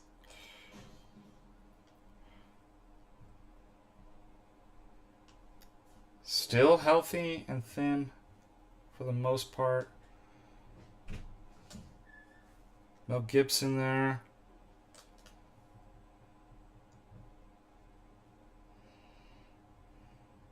Look at this guy, dude.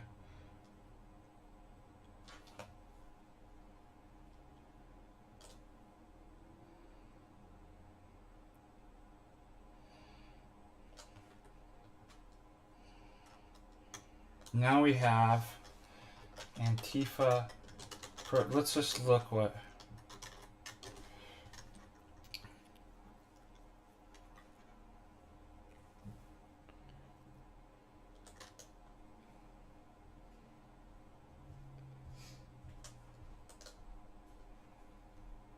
That's what you got now. That's what people look like now.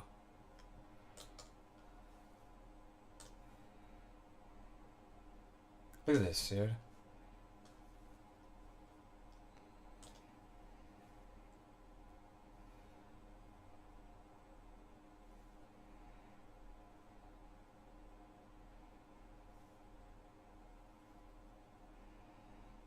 Let's see the trans protesters. People that you see.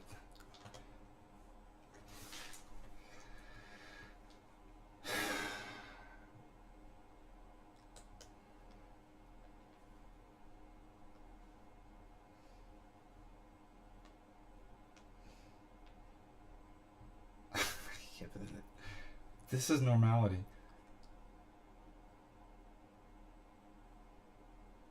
This is what these people actually think this is what normal is supposed to look like.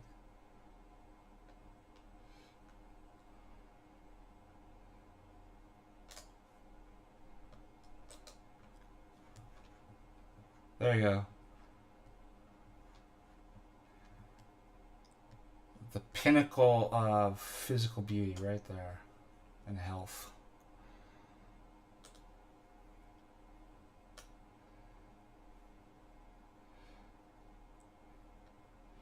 By the way, there's something to be said about ideologies and philosophies, the aesthetic of if your philosophy and religion makes you ugly and look like this,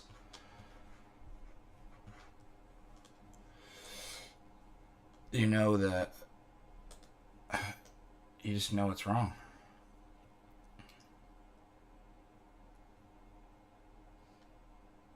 You have an ugly look. You have an ugly. And isn't that interesting that conservatives have a clean cut and aesthetically look pleasing? And there's other reasons too. I think purposely it's Promethean kind of rebellion and Gnostic, where they attempt to actually destroy God's good order, beauty, truth. I don't think most people know this consciously, but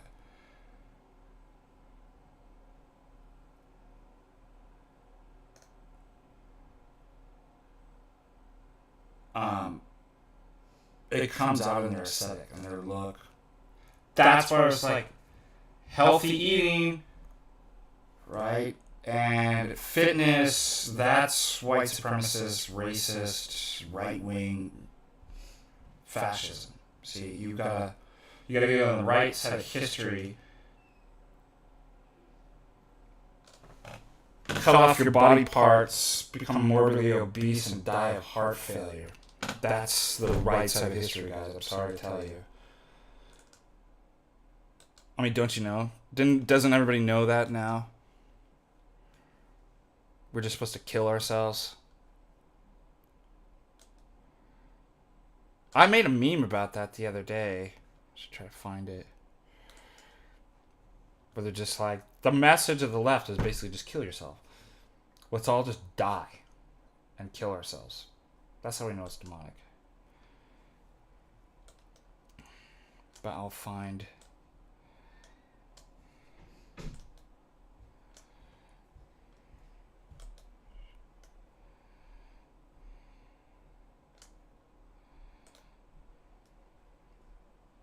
Found a Glenn Danzig toy.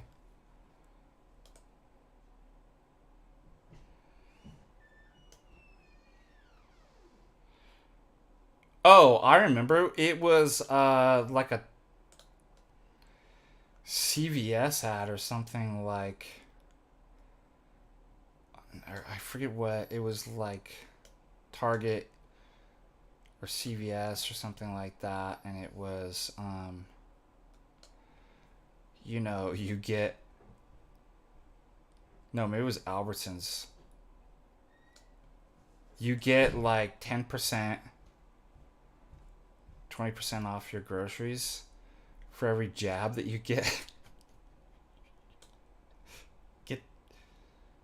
You 10 jabs and you get groceries for free because you're dead. In other words, just kill yourself. I mean, that's what they're saying. Like, kill yourself. That's what they're saying. And so I made a joke about, but I couldn't believe it. I'm like, dude, this is what a weird world we live in.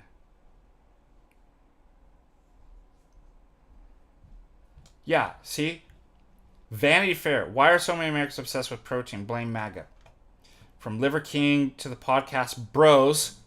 Look at this. I'm going to show you. I told you. Who uses that? Podcast Bros. To RFK, to juniors, to make America healthy, right? So that's what I mean. Protein, health,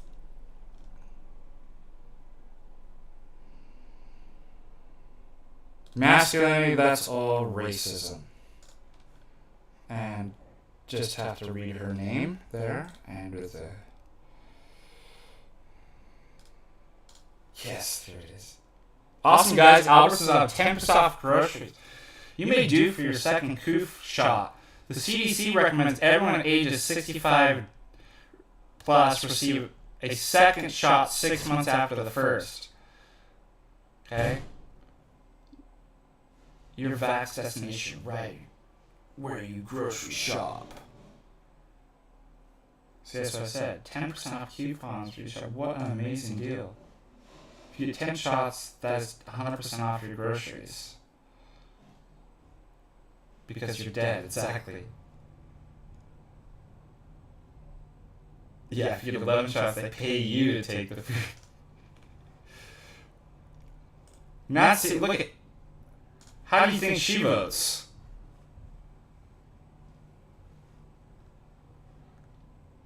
I mean, they're just telling you, kill yourself. Like, the whole message is a Malthusian death cult.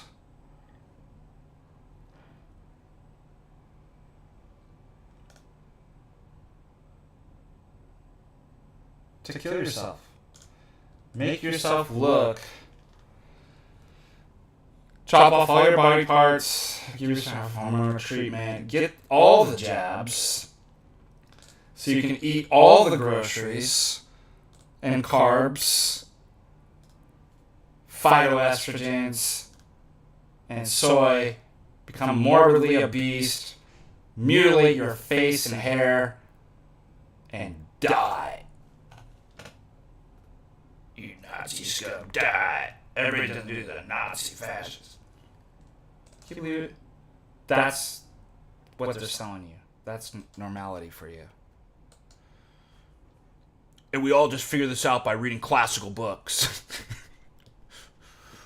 And public education. We all are educated. We're so educated that we realize the right side of history is to kill yourself and make you look like God knows what.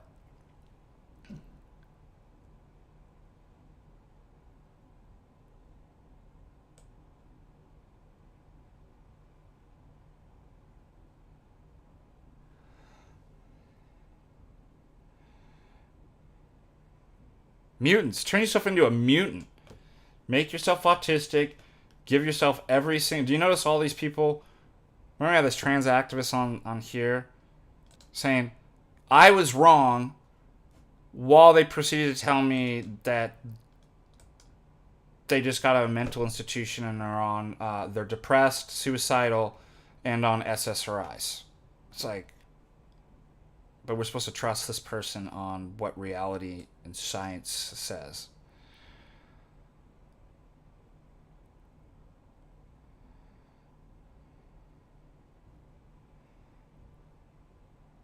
It's all backwards. It's like totally insane a world.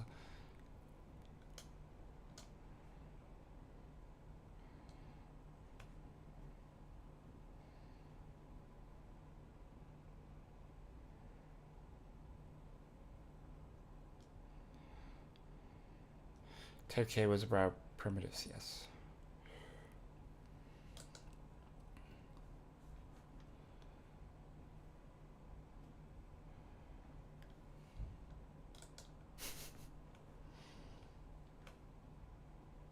Won't you guys just die already? We have more dead people up here.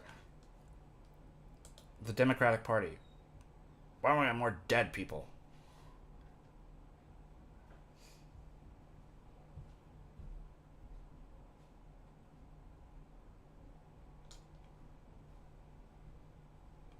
So I told you, it's like the Democratic Party, you know, say what you will in the criticism about obviously Republicans and stuff like that. I mean, you know, analyzing in terms of the ideals and what the platform, like, all right, yeah, Republicans are dumb and shills and probably Zionists and, like, there's a whole bunch of stupid stuff that we could say about.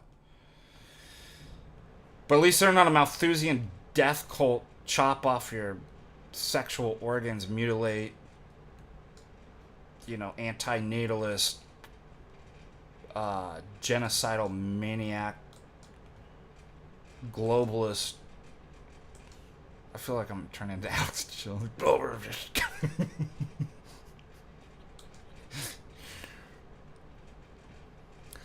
Globalist, Satanist, Malthusian, chop off your body part, antinatalist, death cult. Isn't that Alex what he does?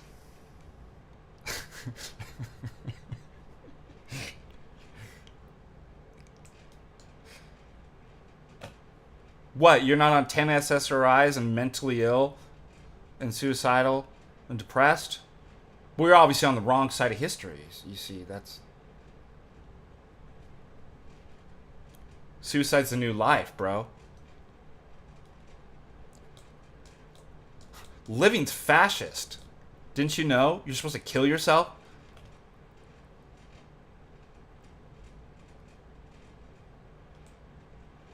And kill everybody else?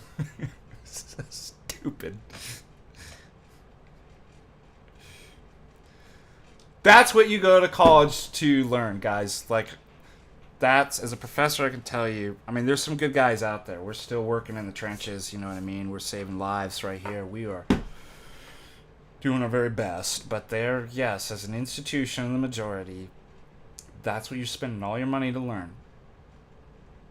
Isn't that? That's the educated people. That's what, remember what the person said?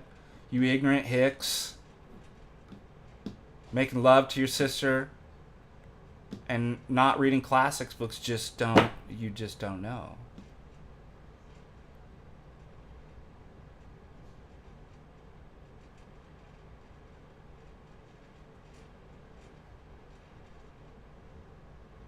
You know, I'm not gonna say who it was because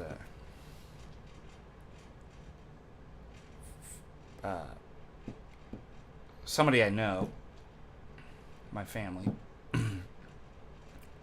loosely associated my family. Classic line.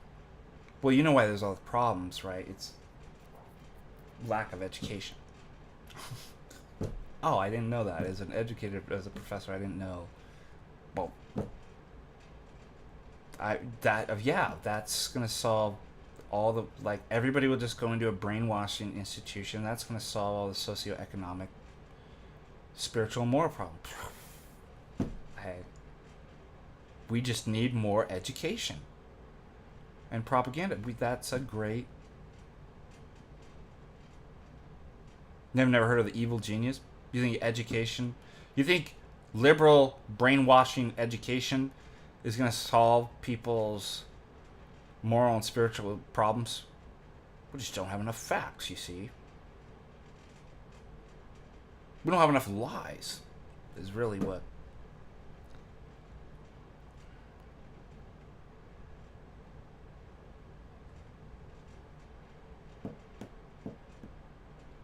Yeah, it's a transit out. Beauty, goodness, and truth.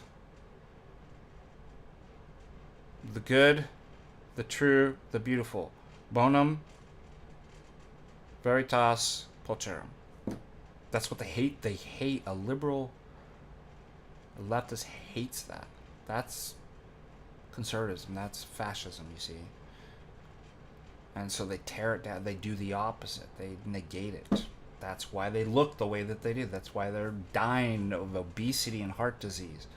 and on SSRI. Everything they do, that's why their art is ugly.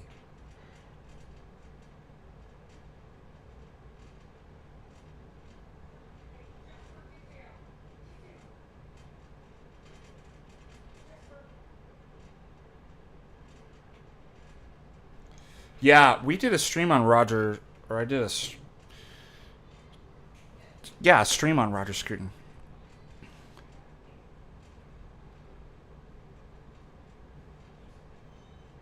Yeah, he's really good.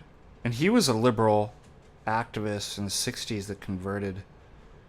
And he had this kind of conversion moment where he didn't know where he was at philosophically and politically. But he looked and saw the 60s protesters that were tearing down, right? And this is when the Marxists and critical theory, like that stuff. By the way, that's when the term fascist started to come back into society. Woody Guthrie has it on his guard. This machine kills fascists.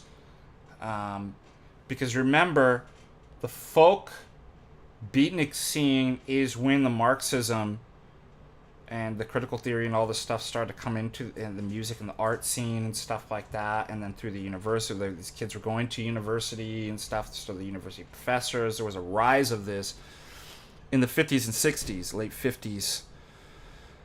Obviously, Roger Scruton was a leftist liberal activist in the 60s, and he just had this kind of awakening where he was like, it's thoroughly destructive. It doesn't build anything. Critical theory, right? It's to deconstruct. And he's like, I don't know what I am, but I don't want to be that. And that started his journey, and he talks a lot about like the philosophy of conservatism, what led him into to conserve these kind of rich transcendental values of truth, goodness, and beauty, and things like this. So yeah, he's an interesting philosopher that goes over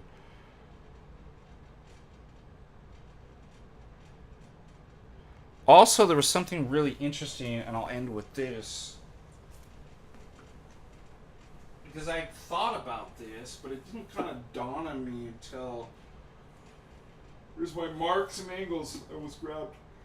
No, that's not the book I want. It was a comment that Dante Germino had made on the 19th century, the chapter on the 19th century radical thought, Fourier, Proudhon, and Marx. He talks about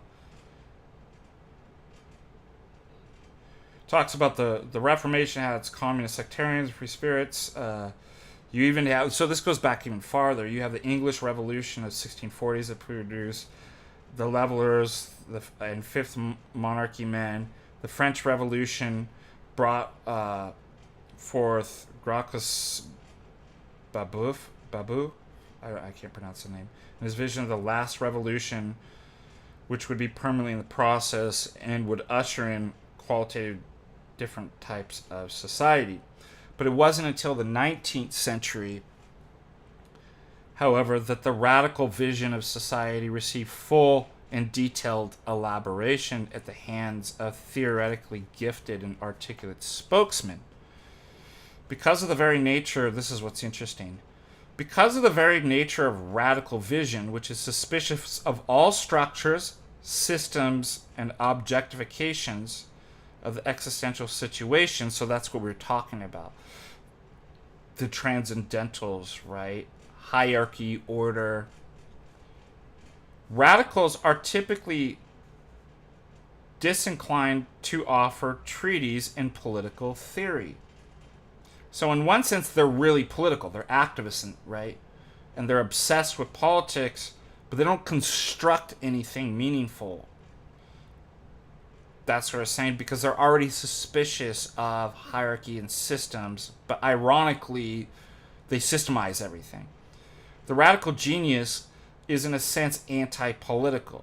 So notice, there's a way that he's extremely political, right, and concerned with will to power and stuff like that, and institutionalizing and systems, and at the same time, contradictory, anti-political, because there's something inherently good in politics and hierarchy and structure.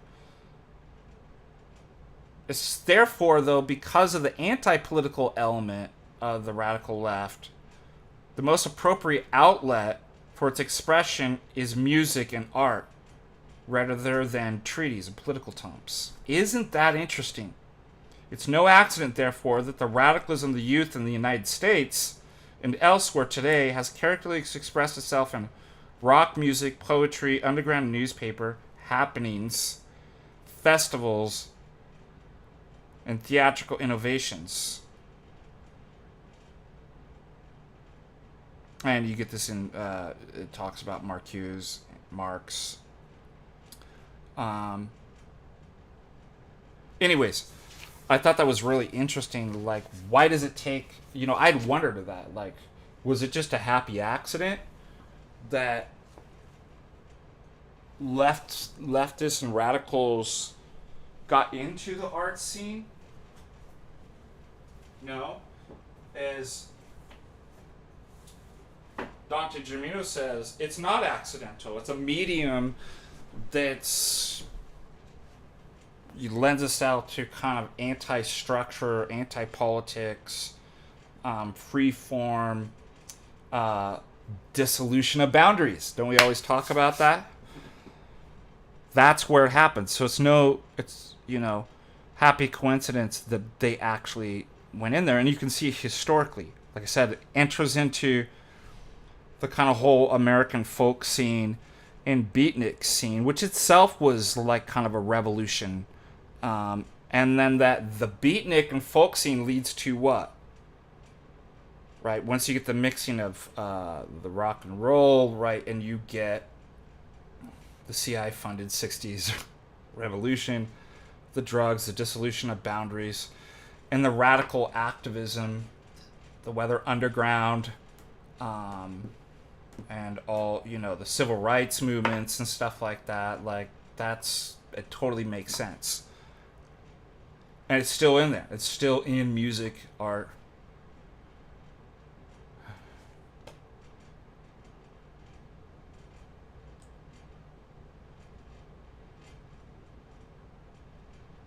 You reckon? Is that an Aussie thing, is it? You reckon?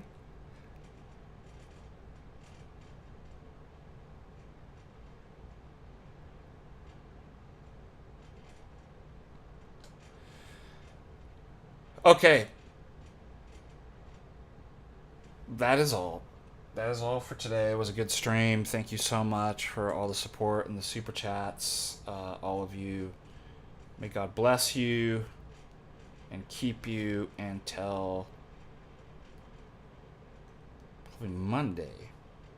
I'll have to see when the stream at Joe's Chamber, because I've got services all week. So thank you. Thank you so much. Thank you for your care, your support, and your prayers. And I guess Ray, Jim Bob. Bye-bye.